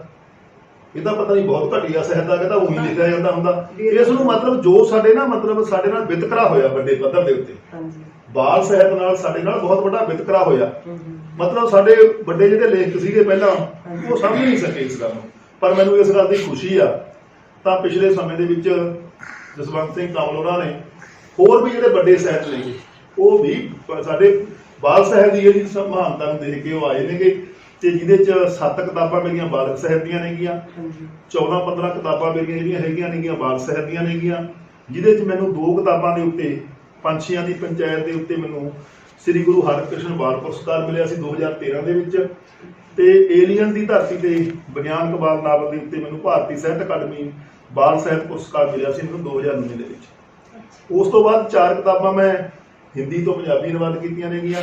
ਇੱਕ ਮੇਰੀ ਲੰਮੀ ਮੁਲਾਕਾਤ ਕਰਤਾਰ ਸਿੰਘ ਠੁੱਲੀਵਾਲ ਨੇ ਕੀਤੀ ਸੀ 105 ਸਫ਼ਿਆਂ ਦੀ, ਉਹ ਮੇਰੀ ਪੰਜਾਬੀ ਸਾਹਿਤ ਦੇ ਵਿੱਚ ਮੈਨੂੰ ਪਤਾ ਲੱਗਿਆ ਸੀ ਵੀ ਅੰਮ੍ਰਿਤਾ ਪ੍ਰੀਤਮ ਦੀ ਪਹਿਲੀ ਕਿਤਾਬ ਸੀਗੀ ਇੱਕ ਕਿਤਾਬ, ਦੂਜੀ ਕਿਤਾਬ ਮੇਰੀ ਆ ਗਈ ਜਿਹੜੀ ਪੂਰੀ ਦੀ ਪੂਰੀ ਲੰਮੀ ਮੁਲਾਕਾਤ ਜਿਹਦੇ 105 ਸਵਾਲ ਸੀਗੇ। ਤੇ ਉਸ ਤੋਂ ਬਾਅਦ ਸੰਪਾਦਨਾ ਦੇ ਵਿੱਚ 15 ਕਿਤਾਬਾਂ ਮੇਰੀਆਂ ਹੁਣ ਤੱਕ ਆ ਚੁੱਕੀਆਂ ਨੇਗੀਆਂ, ਤੇ ਸਾਡੀਆਂ ਸੰਪਾਦਨਾ ਦੀਆਂ ਹੋਰ ਕਈ ਕਿਤਾਬਾਂ ਜਿਹਨਾਂ 'ਚ ਕੋਸ਼ ਨੇ ਉਹ ਚੱਲ ਰਹੇ ਨੇਗੇ, ਮੈਂ ਉਹਦੀ ਤਿਆਰੀ ਕਰ ਰਿਹਾ। ਇੱਕ ਮੇਰੇ ਜੁੰਮੇ ਜਿਹੜੀ ਲਾਈ ਹੋਈ ਹੈ ਕੇਂਦਰੀ ਪੰਜਾਬੀ ਲੇਖਕ ਸਭਾ ਨੇ, ਜਿਹੜੀ ਮੌਜੂਦਾ ਸਮੇਂ ਦੇ ਵਿੱਚ ਜੋ ਸੰਘਰਸ਼ ਚੱਲਦਾ ਕਿਸਾਨੀ ਸੰਘਰਸ਼ ਦੇ ਵਿੱਚ ਦੇ ਬਾਰੇ ਜੋ ਸਾਹਿਤ ਲਿਖਿਆ ਗਿਆ, ਮੈਨੂੰ ਇਸ ਗੱਲ ਦਾ ਮਾਣ ਆ, ਕੇਂਦਰੀ ਪੰਜਾਬੀ ਲੇਖਕ ਸਭਾ ਨੂੰ ਇਸ ਗੱਲ ਦਾ ਮਾਣ ਆ ਕਿ 200 ਤੋਂ ਉੱਪਰ ਜਿਹੜੇ ਲੇਖਕ ਨੇਗੇ ਉਹਨਾਂ ਨੇ ਸਾਨੂੰ ਰਚਨਾਵਾਂ ਭੇਜੀਆਂ ਨੇਗੀਆਂ। ਫੋਟੋਆਂ ਸਮੇਤ ਉਹ ਛਪ ਰਹੀ ਹੈਗੀ, ਉਹ ਪ੍ਰਕਾਸ਼ਕ ਦੇ ਕੋਲੇ ਆ, ਕੁਝ ਇੱਕ ਦਿਨਾਂ 'ਚ ਸਾਡੇ ਕੋਲੇ ਆ ਜੂਗੀ। ਅਸੀਂ ਉਹਦੀਆਂ ਗਲਤੀਆਂ ਲਾ ਕੇ ਇਹ ਕਿਤਾਬ ਜਲਦੀ ਜਿਹੜੀ ਪੰਜਾਬੀ ਸਾਹਿਤ ਦੇ ਵਿੱਚ ਲੈ ਕੇ ਆਵਾਂਗੇ। ਪੰਜਾਬੀ ਸਾਹਿਤ ਦੇ ਵਿੱਚ ਕਿਸਾਨੀ ਸੰਘਰਸ਼ ਨੇ ਇੱਕ ਨਵਾਂ ਰੰਗ ਭਰਿਆਗਾ, ਉਹ ਰੰਗ ਦੀ ਕਵਿਤਾ ਜਿਹੜੀ ਹੈਗੀ ਉਹ ਸਾਡੇ ਸਾਹਿਤ ਨੂੰ ਕਿਵੇਂ ਪ੍ਰਭਾਵਿਤ ਕਰੂਗੀ ਆਉਣ ਵਾਲੇ ਸਮੇਂ ਦੇ ਵਿੱਚ, ਉਹਦੇ ਕੀ ਸਿੱਟੇ ਨਿਕਲਣਗੇ, ਆਉਣ ਵਾਲੇ ਸਮੇਂ ਦੇ ਵਿੱਚ ਮੁਲਾਂਕਣ ਜਿਹੜਾ ਹੈਗਾ ਉਹਨੂੰ ਦੇਖ ਕੇ ਹੋਊਗਾ। ਮੁਲਾਕਾਤ ਦੇ ਚੱਲਦੇ ਹੀ ਮੈਂ ਚਾਹੁੰਦੀ ਹਾਂ ਵੀ ਤੁਸੀਂ ਆਪਣੀ ਕੋਈ ਰਚਨਾ, ਆਪਣੀ ਪਸੰਦ ਦੀ ਰਚਨਾ ਜਿਹੜੀ ਤੁਸੀਂ ਤੁਹਾਨੂੰ ਆਪ ਨੂੰ ਵੀ ਬਹੁਤ ਪਸੰਦ ਹੈ, ਉਮੀਦ ਹੈ ਸਾਡੇ ਜਿਹੜੇ ਦਰਸ਼ਕ ਨੇ ਉਹ ਵੀ ਬਹੁਤ ਪਸੰਦ ਕਰਨਗੇ, ਉਹ ਜ਼ਰੂਰ ਸੁਣਾਓ। ਮੇਰੀ ਕਿਤਾਬ ਗਜ਼ਲਾਂ ਦੀ ਪਹਿਲੀ ਕਿਤਾਬ ਦਰਦਾਂ ਦੀ ਆਤਮ ਕਥਾ ਦੇ ਵਿੱਚੋਂ ਮੈਂ ਇੱਕ ਗਜ਼ਲ ਤੁਹਾਨੂੰ ਸੁਣਾਉਣ ਲੱਗਿਆ।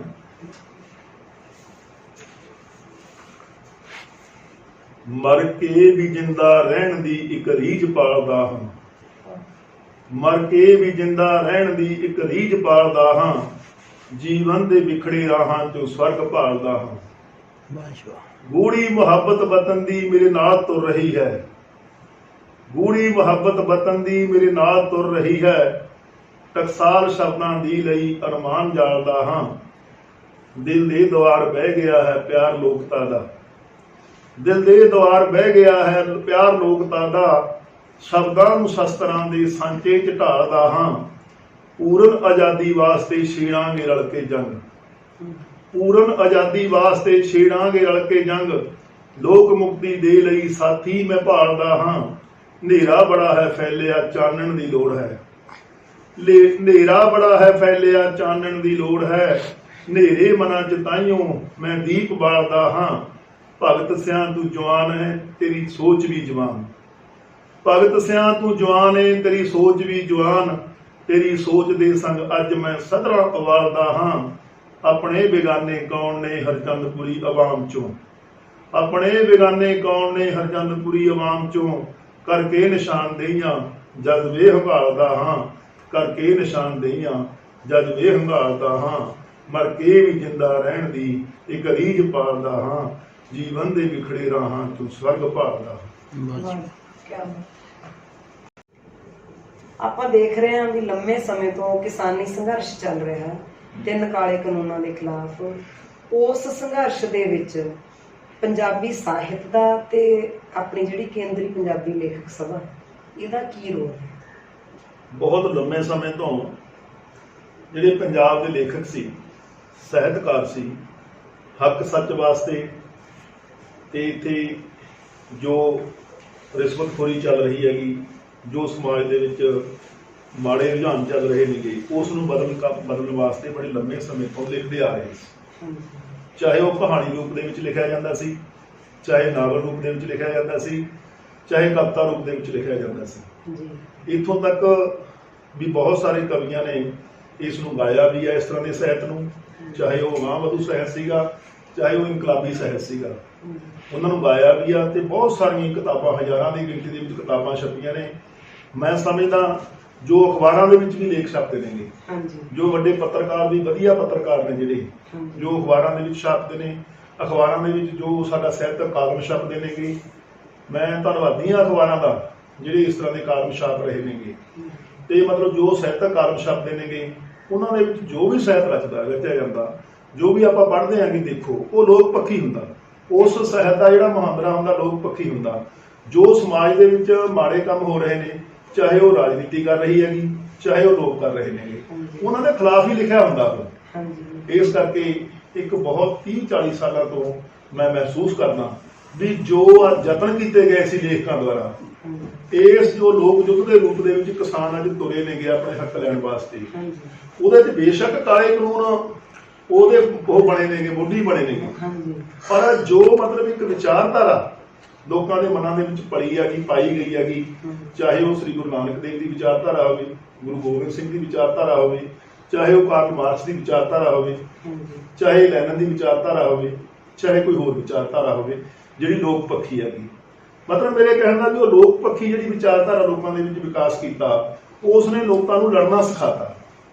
ਤੁਹਾਨੂੰ ਯਾਦ ਹੋਊਗਾ ਹਰ ਇੱਕ ਪਿੰਡ ਦੇ ਵਿੱਚ ਕਮਿਊਨਿਸਟ ਪਾਰਟੀਆਂ ਵੱਲੋਂ ਡਰਾਮੇ ਕੀਤੇ ਜਾਂਦੇ ਹੁੰਦੇ ਸੀ। ਉਹਨਾਂ ਦੇ ਨਾਲ ਵੀ ਲੋਕਾਂ ਦੀ ਜਿਹੜਾ ਚੇਤਨਾ ਪੱਧਰ ਸੀਗਾ ਕਾਫੀ ਉੱਚਾ ਹੋਇਆ ਸੀਗਾ ਤੇ ਲੋਕ ਸੰਘਰਸ਼ਾਂ ਦੇ ਵੱਲ ਨੂੰ ਰੁਚਿਤ ਹੋਏ ਸੀਗੇ। ਤੇ ਮੈਂ ਤਾਂ ਪਹਿਲੀ ਗੱਲ ਤਾਂ ਮੈਂ ਇਹ ਸਮਝਦਾ ਸਾਹਿਤ ਦਾ ਮਤਲਬ ਇਸ ਤਰ੍ਹਾਂ ਦੀਆਂ ਜਿਹੜੀਆਂ ਲਹਿਰਾਂ ਖੜੀਆਂ ਕਰਨ ਦੇ ਵਿੱਚ ਬਹੁਤ ਵੱਡਾ ਰੋਲ ਹੁੰਦਾ ਗਾ। ਤੇ ਜੋ ਅੱਜ ਇਹ ਲਹਿਰ ਖੜੀ ਹੋਈ ਆ ਉਹਦੇ 'ਚ ਬਹੁਤ ਵੱਡਾ ਜਿਹੜਾ ਰੋਲ ਹੈਗਾ ਉਹ ਪੰਜਾਬੀ ਸਾਹਿਤ ਦਾ ਤੇ ਪੰਜਾਬੀ ਸਾਹਿਤਕਾਰਾਂ ਦਾ ਵੀ ਹੈ। ਜਿਹੜੀ ਦੂਜੀ ਗੱਲ ਜਿਹੜੀ ਹੈਗੀ ਆ, ਇਹ ਸੰਘਰਸ਼ ਦੇ ਵਿੱਚ ਸ਼ਮੂਲੀਅਤ ਦੀ ਗੱਲ ਹੈਗੀ। ਇਹ ਕੇਂਦਰੀ ਪੰਜਾਬੀ ਲੇਖ ਸਭਾ ਸੇਖੋਂ ਵੱਲੋਂ ਫੈਸਲਾ ਕੀਤਾ ਗਿਆ ਸੀ ਕਿ ਆਪਾਂ ਇਹ ਸੰਘਰਸ਼ ਦੀ ਹਮਾਇਤ ਕਰਨੀ ਹੈਗੀ। ਹਮਾਇਤ ਕੱਲੀ ਇਹ ਨਹੀਂ ਕਰਨੀ ਵੀ ਆਪਾਂ ਕਾਗਜ਼ਾਂ ਦੇ ਵਿੱਚ ਹਮਾਇਤ ਕਰ ਲਓ, ਇਹ ਨਹੀਂ ਕਰਨੀ ਹੈਗੀ ਵੀ ਆਪਾਂ ਜਾ ਕੇ ਆਪਣੇ ਸਨਮਾਨ ਮੋੜ ਆਓ। ਅਸੀਂ ਨਹੀਂ ਮਸਲੇ ਇਸ ਗੱਲ ਦੇ ਵਿਸ਼ਵਾਸ ਰੱਖਦੇ, ਸਨਮਾਨ ਮੁੜਦੇ ਨਹੀਂ ਹੁੰਦੇ ਹੈਗੇ, ਇਹ ਜਿਹੜੇ ਸਨਮਾਨ ਦੇਦੇ ਮੁੜਦੇ ਨਹੀਂ ਹੁੰਦੇ ਇਹ। ਇਸ ਕਰਕੇ ਮੈਂ ਚਾਹੁੰਦਾਗਾ ਜਿਹੜੀ ਸਾਡੀ ਕੇਂਦਰੀ ਪੰਜਾਬੀ ਲੇਖ ਸਭਾ, ਅਸੀਂ ਇਹ ਗੱਲ ਕਹੀ ਆ ਵੀ ਇੰਨਾ ਮਿਹਨਤ ਕਰੋ, ਇੰਨਾ ਕੰਮ ਕਰੋ ਲੋਕ ਸੰਘਰਸ਼ਾਂ ਦੇ ਵਿੱਚ। ਸਰਕਾਰ ਕਹੇ ਵੀ ਅਸੀਂ ਇਹਨਾਂ ਨੂੰ ਸਨਮਾਨ ਕਾਹਦੇ ਵਾਸਤੇ ਦਿੱਤੀ ਸੀ, ਸਰਕਾਰ ਸੋਚੇ ਇਹ ਮਤਲਬ ਕਹਿੰਦੇ ਨਾ ਕਲਮ ਦੀ ਜਿਹੜੀ ਸ਼ਕਤੀ ਹੈਗੀ ਉਹਨੂੰ ਵਰਤਿਆ ਜਾਵੇ। ਹਰ ਥਾਂ ਦੇ ਉੱਤੇ ਜਾ ਕੇ ਬੋਲੋ, ਥਾਂ ਦੇ ਉੱਤੇ ਆਪਣੀਆਂ ਕਵਿਤਾਵਾਂ ਕਵੀ ਦਰਬਾਰ ਕਰੋ, ਜਾ ਕੇ ਬੋਲੋ।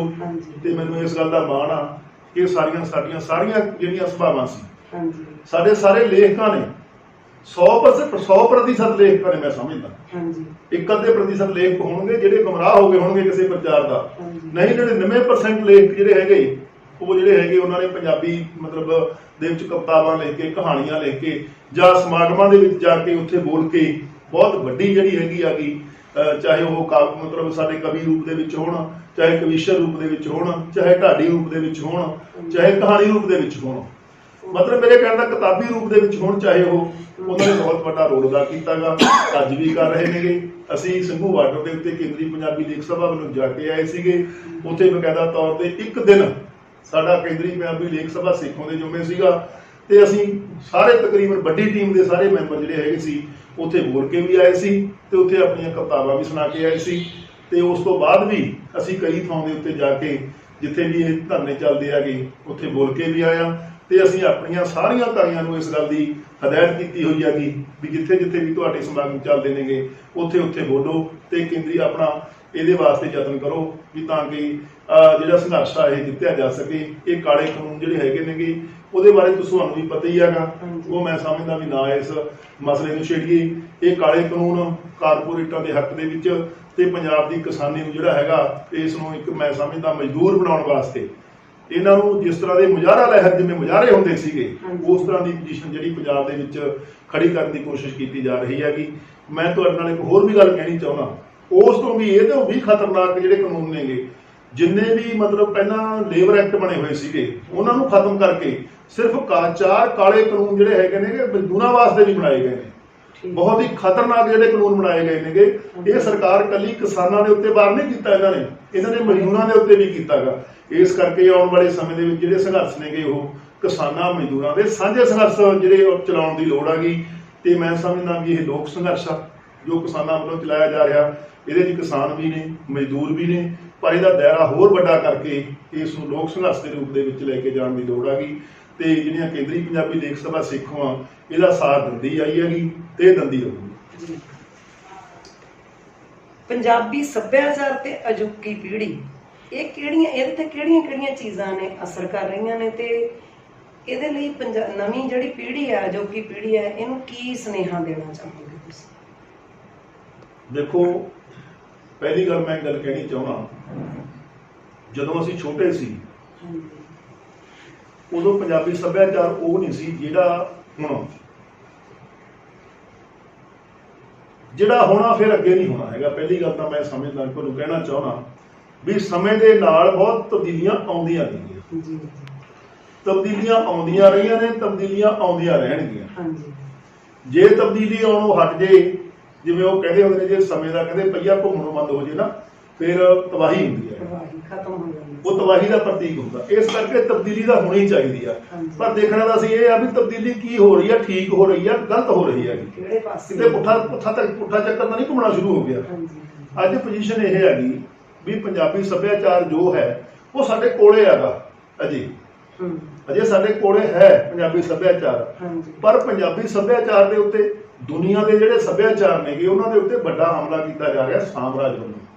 ਸਾਮਰਾਜ ਦੁਨੀਆ ਦੇ ਵਿੱਚ ਜਿਹੜੇ ਕਾਰਪੋਰੇਟ ਘਰਾਣੇ ਨੇਗੇ, ਦੁਨੀਆ ਦੀ ਸਾਮਰਾਜੀ ਸ਼ਕਤੀਆਂ ਨੇਗੀਆਂ, ਉਹ ਆਪਣਾ ਇੱਕ ਸਮਾਜ, ਆਪਣਾ ਇੱਕ ਸੱਭਿਆਚਾਰ ਉਸਾਰਨਾ ਚਾਹੁੰਦੇ ਨੇ ਤਾਂ ਕਿ ਦੁਨੀਆ ਦੇ ਉੱਤੇ ਉਹ ਆਰਾਮ ਨਾਲ ਰਾਜ ਕਰ ਸਕਣ।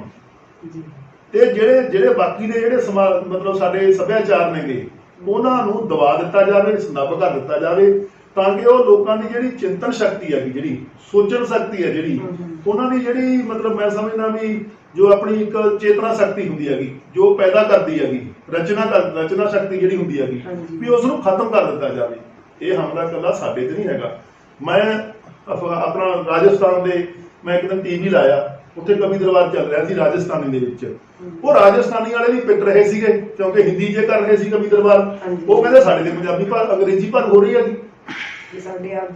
ਹਾਂ, ਅੰਗਰੇਜ਼ੀ ਜਿਹੜੀ ਹੈਗੀ ਆ, ਅੱਜ 5000 ਸਕੂਲ ਜਿਹੜੇ ਹੈਗੇ ਸੀਗੇ, ਜਿਹੜੇ ਹਿੰਦੀ ਸਪੀਕਿੰਗ ਸਕੂਲ ਸੀਗੇ ਆਪਣਾ ਯੂਪੀ ਦੇ ਵਿੱਚ, ਉਹ ਅੰਗਰੇਜ਼ੀ ਸਪੀਕਿੰਗ ਸਕੂਲ ਬਣਾਤੇ। ਆਪਾਂ ਕਹਿੰਦੇ ਆ ਵੀ ਇਹ ਹਿੰਦੀ ਹਿੰਦੁਸਤਾਨ ਲਾਗੂ ਕਰ ਰਹੇ ਨੇ, ਕਰ ਰਹੇ ਨੇ, ਬੇਸ਼ੱਕ ਇਹਦੇ ਕੋਈ ਸ਼ੱਕ ਨਹੀਂ ਹੈਗੀ। ਕੇਂਦਰ ਦੀ ਸਰਕਾਰ ਦੀ ਇਹ ਮਤਲਬ ਇੱਕ ਚੱਲ ਰਹੀ ਹੈ, ਯੋਜਨਾ ਚੱਲ ਰਹੀ ਹੈਗੀ। ਪਰ ਜੋ ਵੱਡੀ ਪੱਧਰ ਦੇ ਉੱਤੇ ਸਾਡੇ ਉੱਤੇ ਥੋਪਿਆ ਜਾ ਰਿਹਾ ਉਹ ਸਾਮਰਾਜੀ ਸੱਭਿਆਚਾਰ ਆ, ਅੰਗਰੇਜ਼ੀ ਸੱਭਿਆਚਾਰ ਆ। ਉਹ ਅੰਗਰੇਜ਼ੀ ਸੱਭਿਆਚਾਰ ਦੇ ਪ੍ਰਭਾਵ ਹੇਠ ਅੱਜ ਦੇ ਬੱਚੇ ਆਏ ਹੋਏ ਨੇਗੇ। ਤੇ ਅਸੀਂ ਮਤਲਬ ਸਾਡਾ ਪੰਜਾਬੀ ਸੱਭਿਆਚਾਰ ਦਾ ਪ੍ਰਭਾਵ ਵੀ ਉਹਦੇ ਤੇ ਪੈ ਰਿਹਾ ਹੈਗਾ ਬੱਚਿਆਂ ਦੇ ਉੱਤੇ। ਮਤਲਬ ਇੱਕ ਮਿਕਸਿੰਗ ਜਿਹੜਾ ਸੱਭਿਆਚਾਰ ਮਿਲਗੋਭਾ ਬਣ ਰਿਹਾ ਹੈਗਾ। ਮਿਲਗੋਭੇ ਦੇ ਵਿੱਚੋਂ ਮਤਲਬ ਜਿਹੜੀ ਹੈਗੀ ਆ ਸੱਭਿਆਚਾਰ ਦੀ ਜਿਹੜੀ ਬੱਚਿਆਂ ਦੀ ਜਿਹੜੀ ਸੋਚ ਹੈਗੀ, ਜਿਹੜੇ ਮਾਪੇ ਆਪਣੇ ਬੱਚਿਆਂ ਨੂੰ ਪੰਜਾਬੀ ਸਿਖਾਉਂਦੇ ਨੇਗੇ, ਪੰਜਾਬੀ ਦੇ ਕਿਤਾਬਾਂ ਪੜ੍ਹਾਉਂਦੇ ਹੈਗੇ, ਉਹ ਪੰਜਾਬੀ ਸੱਭਿਆਚਾਰ ਦੇ ਨਾਲ ਸਹੀ ਜੁੜੇ ਰਹਿੰਦੇ ਹੈਗੇ ਤੇ ਉਹਨਾਂ ਦੀਆਂ ਜਿਹੜੀਆਂ ਆਪਣੀਆਂ ਆਦਤਾਂ ਨੇ ਉਹ ਵੀ ਠੀਕ ਰਹਿੰਦੀਆਂ ਨੇਗੀਆਂ। ਪਰ ਜਦੋਂ ਬੱਚੇ ਜਿਹੜੇ ਹੈਗੇ ਨੇਗੇ, ਜਦੋਂ ਪੰਜਾਬੀ ਘਰ ਦੇ ਸੱਭਿਆਚਾਰ ਚੋਂ ਵੀ ਬਾਹਰ ਚਲੇ ਜਾਂਦੇ ਨੇਗੇ, ਘਰ ਦੀਆਂ ਜਿਹੜੀਆਂ ਸਾਡੀਆਂ ਸਮਾਜਿਕ ਜਿਹੜੀਆਂ ਜ਼ਿੰਮੇਵਾਰੀਆਂ ਨੇਗੀਆਂ ਉਹ ਵੀ ਨਿਭਾਉਂਦੇ ਨਹੀਂ ਹੈਗੇ, ਜੋ ਆਪਾਂ ਜੁੜਦੇ ਆ ਇੱਕ ਦੂਜੇ ਨਾਲ ਸਮਾਜਿਕ ਤੌਰ ਦੇ ਉੱਤੇ, ਉਦੋਂ ਵੀ ਪਰੇ ਹੋ ਜਾਂਦੇ ਹੈਗੇ। ਫਿਰ ਬੱਚਿਆਂ ਦੇ ਉੱਤੇ ਮਾੜੇ ਜਿਹੜੇ ਪ੍ਰਭਾਵ ਨੇ ਉਹ ਪੈਣ ਦੇ ਜਿਹੜੇ ਚਾਂਸ ਨੇਗੇ। ਅੱਜ ਬੱਚੇ ਜਿਹੜੇ ਹੈਗੇ ਨੇਗੇ ਆਪਣੇ ਮਾਂ-ਬਾਪ ਕੋਲੇ, ਭੈਣ ਭਰਾਵਾਂ ਕੋਲੇ ਬੈਠਣ ਦੀ ਥਾਂ ਦੇ ਉੱਤੇ ਨੈੱਟ ਲੈ ਕੇ ਉਹ ਖੋਲ ਕੇ, ਮੋਬਾਈਲ ਖੋਲ ਕੇ ਆਪਣਾ ਮਤਲਬ ਜਿਹੜਾ ਹੈਗਾ ਜ਼ਿਆਦਾ ਧਿਆਨ ਦਿੰਦੇ ਹੈਗੇ।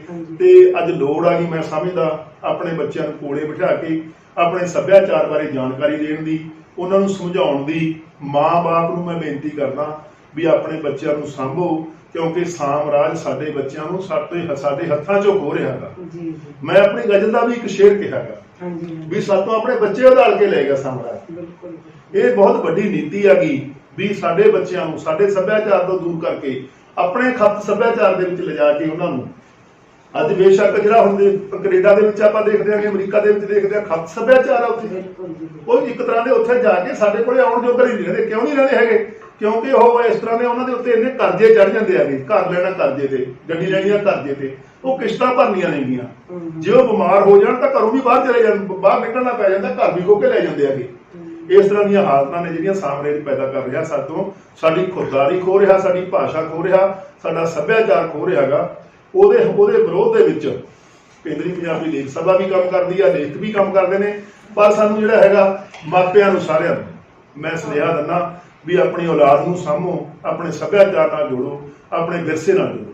ਨਹੀਂ ਤਾਂ ਫਿਰ ਉਹ ਬੱਚੇ ਨੇ ਜਿਹੜੇ ਇੱਕ ਪੈਸਾ ਕਮਾਉਣ ਵਾਲੇ ਪੁਰਜੇ ਬਣ ਕੇ ਰਹਿ ਜਾਣਗੇ ਜੀ। ਉਹ ਪੈਸੇ ਨਾਲ ਵੀ ਉਹਦਾ ਢਿੱਡ ਨਹੀਂ ਪੂਰਾ ਹੋਣਾ। ਹਾਂਜੀ ਹਾਂਜੀ।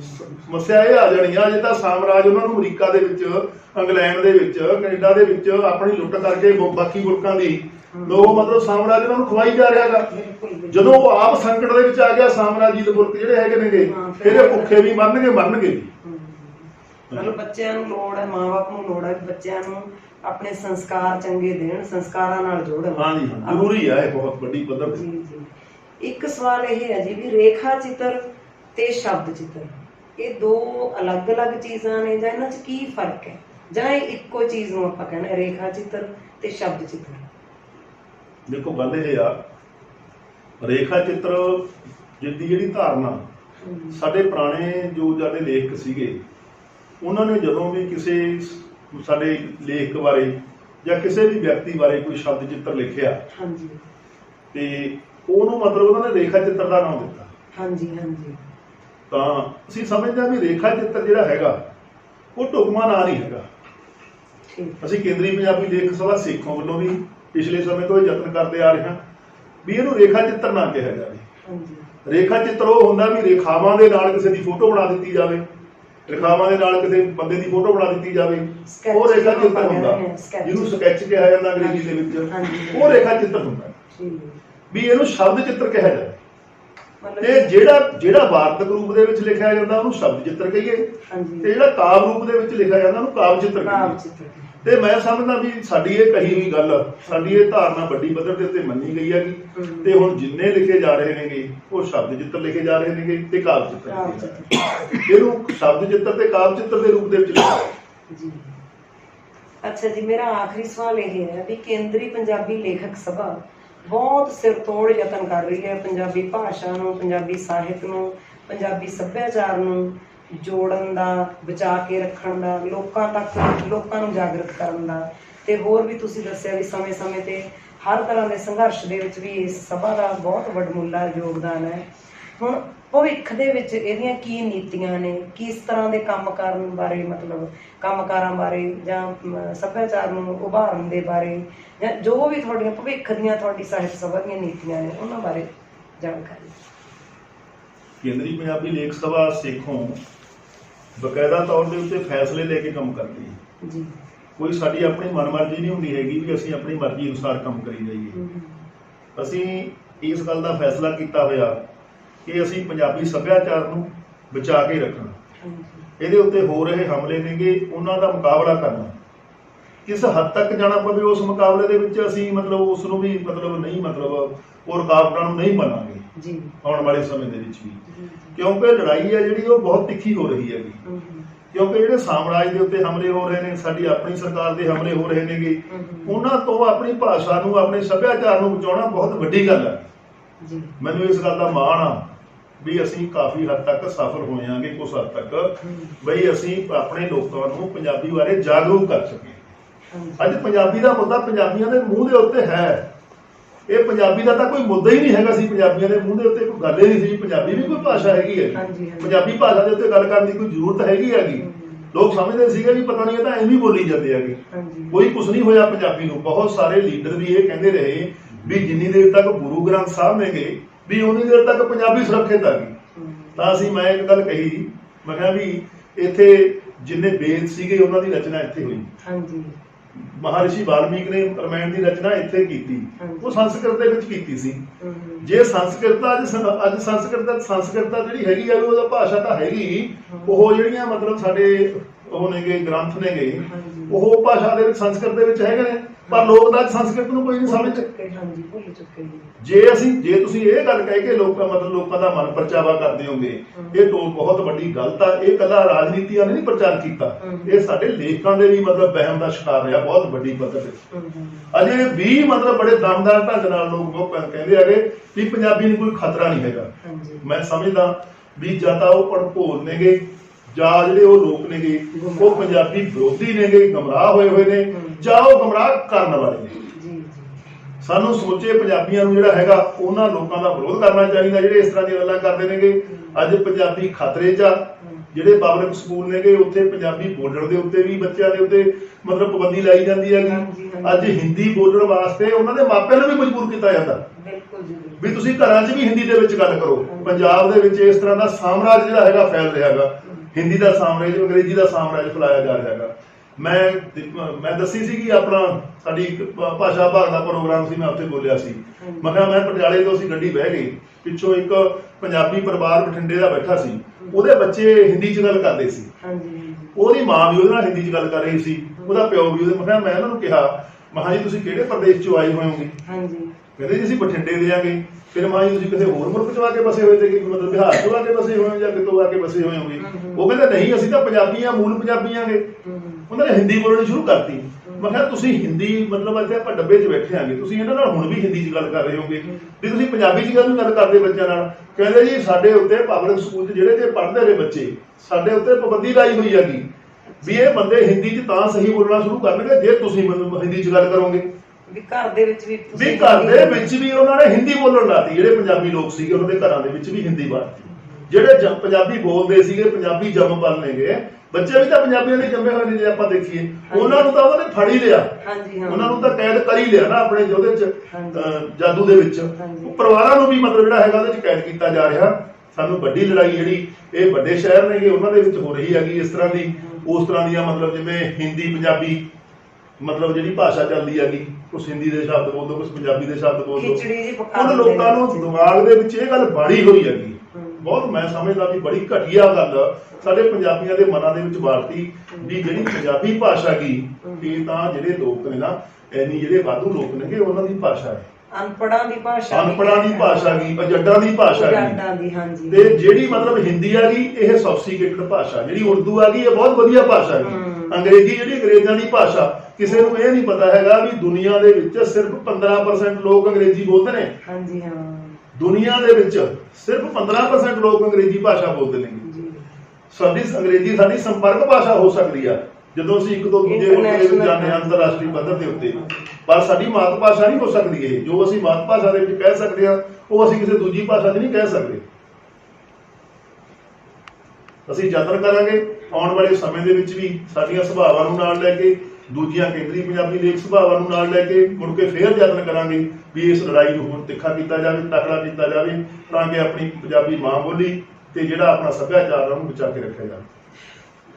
ਜਾਂਦੇ ਜਾਂਦੇ ਇੱਕ ਸਵਾਲ ਰਹਿ ਗਿਆ ਸੀ, ਜਿਸ ਤਰ੍ਹਾਂ ਆਮ ਕਰਕੇ ਲੇਖਕਾਂ ਦੇ ਬਾਰੇ ਇਹ ਕਿਹਾ ਜਾਂਦਾ ਵੀ ਲੇਖਕਾਂ ਨੂੰ, ਕਿਉਂਕਿ ਇਹ ਕੰਮ ਹੈ ਜਿਹੜਾ ਸਾਹਿਤ ਰਚਨਾ ਕਰਨੀ, ਫਿਰ ਲਗਾਤਾਰ ਜੁੜੇ ਰਹਿਣਾ, ਸਾਹਿਤ ਸੁਭਾਵਾਂ ਦੇ ਨਾਲ ਜੁੜੇ ਰਹਿਣਾ, ਇਹ ਇੱਕ ਤਰ੍ਹਾਂ ਦਾ ਜਿਵੇਂ ਆਪਾਂ ਠੇਠ ਪੰਜਾਬੀ 'ਚ ਕਹਿ ਦਈਏ ਵੀ ਘਰ ਫੂਕ ਤਮਾਸ਼ਾ ਦੇਖਣ ਵਾਲਾ ਕੰਮ ਹੁੰਦਾ ਹੈ।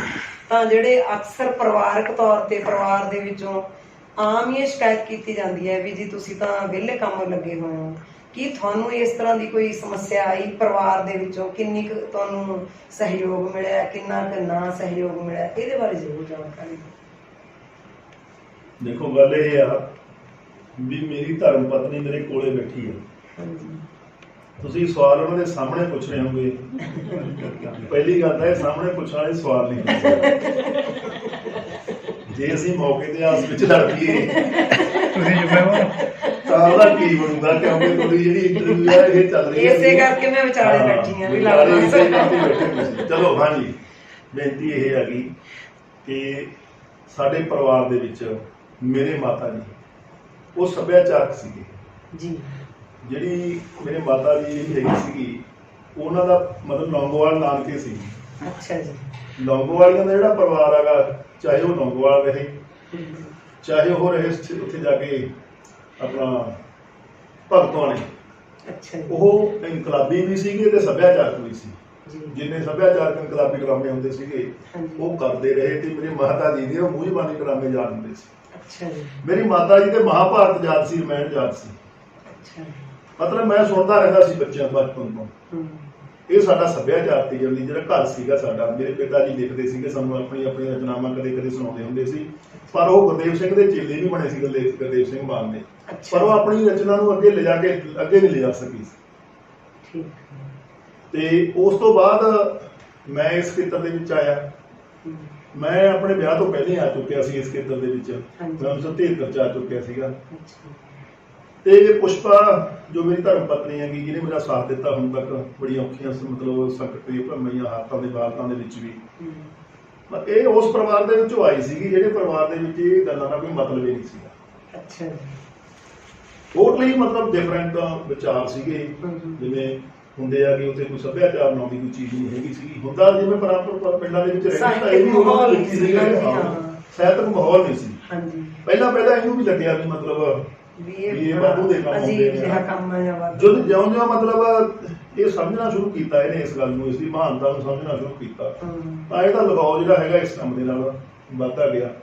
ਬੱਚੇ ਹੋ ਗਏ, ਬੱਚਿਆਂ ਦਾ ਲਗਾਓ ਮੇਰੇ ਨਾਲ ਵੱਧਦਾ ਗਿਆ। ਹਾਂਜੀ। ਮੈਂ ਮੇਰੇ ਪਹਿਲੇ ਬਾਲ ਸਾਹਿਬ ਦੇ ਜਿਹੜੇ ਪਹਿਲੇ ਮੇਰੇ ਮਤਲਬ ਸਰੋਤੇ ਹੁੰਦੇ ਸੀ, ਮੇਰੇ ਬੱਚੇ ਹੁੰਦੇ ਸੀ, ਅੱਛਾ ਜੀ। ਜਿਨ੍ਹਾਂ ਨੂੰ ਮੈਂ ਛੋਟੀਆਂ-ਛੋਟੀਆਂ ਕਵਿਤਾਵਾਂ ਸੁਣਾਉਂਦਾ ਹੁੰਦਾ ਸੀਗਾ, ਉਹ ਗਾਉਂਦੇ ਹੁੰਦੇ ਸੀਗੇ ਜਾਂ ਮੈਂ ਗਾਉਂਦਾ ਹੁੰਦਾ ਸੀਗਾ। ਹਾਂਜੀ।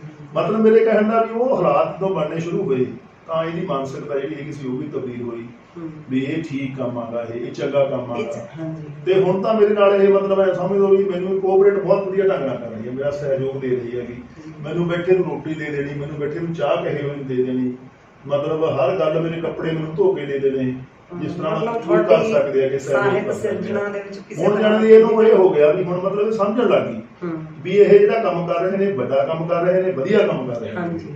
ਬਾਕੀ ਇਹਨਾਂ ਨੂੰ ਪੁੱਛ ਲਓ, ਮੈਂ ਤੇ ਕੋਈ ਝੂਠ ਨਾ ਬੋਲਦਾ ਹਾਂ। ਝੂਠ ਕਰ ਵੀ ਦੋ ਹੀ ਨਹੀਂ ਬੋਲਦੇ। ਘਰ ਵਿੱਚ ਕਦੇ ਕਹਿੰਦੇ ਨੇ ਬੇਟਾ ਤੁਹਾਡਾ ਜੌਬ ਨਾਲ ਵੀ ਵੱਡਾ ਕੰਮ ਹੈ। ਉਹਨਾਂ ਮਤਲਬ ਜੌਬ ਤੁਸੀਂ ਵੱਡਾ ਤਾਂ ਮੰਨਦੇ ਹੋ। ਇਹ ਤਾਂ ਜੌਬ ਤਾਂ ਤੁਹਾਡੀ ਚਲੋ ਕਦੇ ਸਾਹ ਲੈ ਲੈਂਦੇ ਸੀਗੇ, ਤੁਸੀਂ ਮੇਰੇ ਖਿਆਲ ਨਾਲ ਸਾਰੀ ਦਿਹਾੜੀ ਨੀਵੀਂ ਪਾਈ ਰੱਖਦੇ ਹੋ ਬਈਆ। ਮਤਲਬ ਇਹਨਾਂ ਦਾ ਤਾਂ ਫਿਕਰ ਕਰਦੇ ਹੋ ਤੁਸੀਂ, ਪਰ ਐ ਮੰਨਦੇ ਹੋ ਵੀ ਜੌਬ ਨਾਲੋਂ ਜ਼ਿਆਦਾ ਵੱਡਾ ਕੰਮ ਕਰ ਰਹੇ ਨੇ। ਹਾਂਜੀ। ਹੁਣ ਪੜ੍ਹਨਾ ਵੀ ਸ਼ੁਰੂ ਕਰਤਾ ਇਹਨਾਂ ਨੇ। ਅੱਛਾ। ਹਾਂ, ਕਦੇ ਪੜ੍ਹ ਲੈਂਦੇ ਆ ਕਿ ਮੇਰਾ ਕਿਉਂਕਿ ਮੈਂ ਆਪ ਵੀ ਜੌਬ ਵਿੱਚ ਹੋਣ ਕਰਕੇ ਮੇਰੀ ਵੀ ਡਿਊਟੀ ਇਸ ਤਰ੍ਹਾਂ ਦੀ ਸੀ ਨਾ ਉਦੋਂ। ਇਹਦਾ ਹੁਣ 2-3 ਸਾਲ ਤੋਂ ਫ੍ਰੀ ਹੀ ਹੋਣਾ, ਤੁਹਾਨੂੰ ਪਤਾ ਹੀ ਹੈ।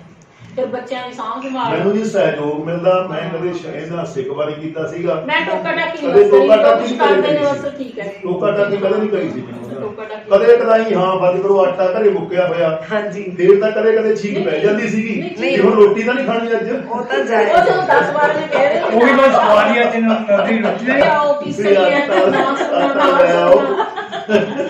ਨਹੀਂ ਹੋ ਰਹੀ।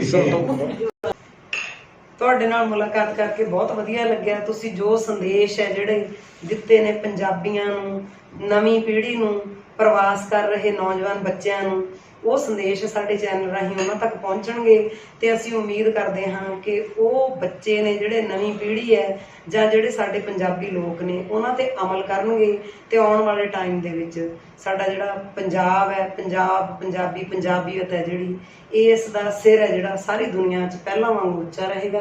ਤੁਹਾਡਾ ਸਾਡੇ ਚੈਨਲ ਤੇ ਆਉਣ ਤੇ ਬਹੁਤ ਬਹੁਤ ਧੰਨਵਾਦ। ਮੈਂ ਵੀ ਤੁਹਾਡਾ ਬਹੁਤ ਬਹੁਤ ਸ਼ੁਕਰਗੁਜ਼ਾਰ ਕਰਦਾ ਤੇ ਜਿੰਨਾ ਮਤਲਬ ਸਰੋਤਿਆਂ ਨੇ ਮੇਰੀ ਮਤਲਬ ਮੁਲਾਕਾਤ ਨੂੰ ਸੁਣਿਆ, ਮੈਂ ਉਹਨਾਂ ਦਾ ਬਹੁਤ ਬਹੁਤ ਧੰਨਵਾਦ ਕਰਦਾ।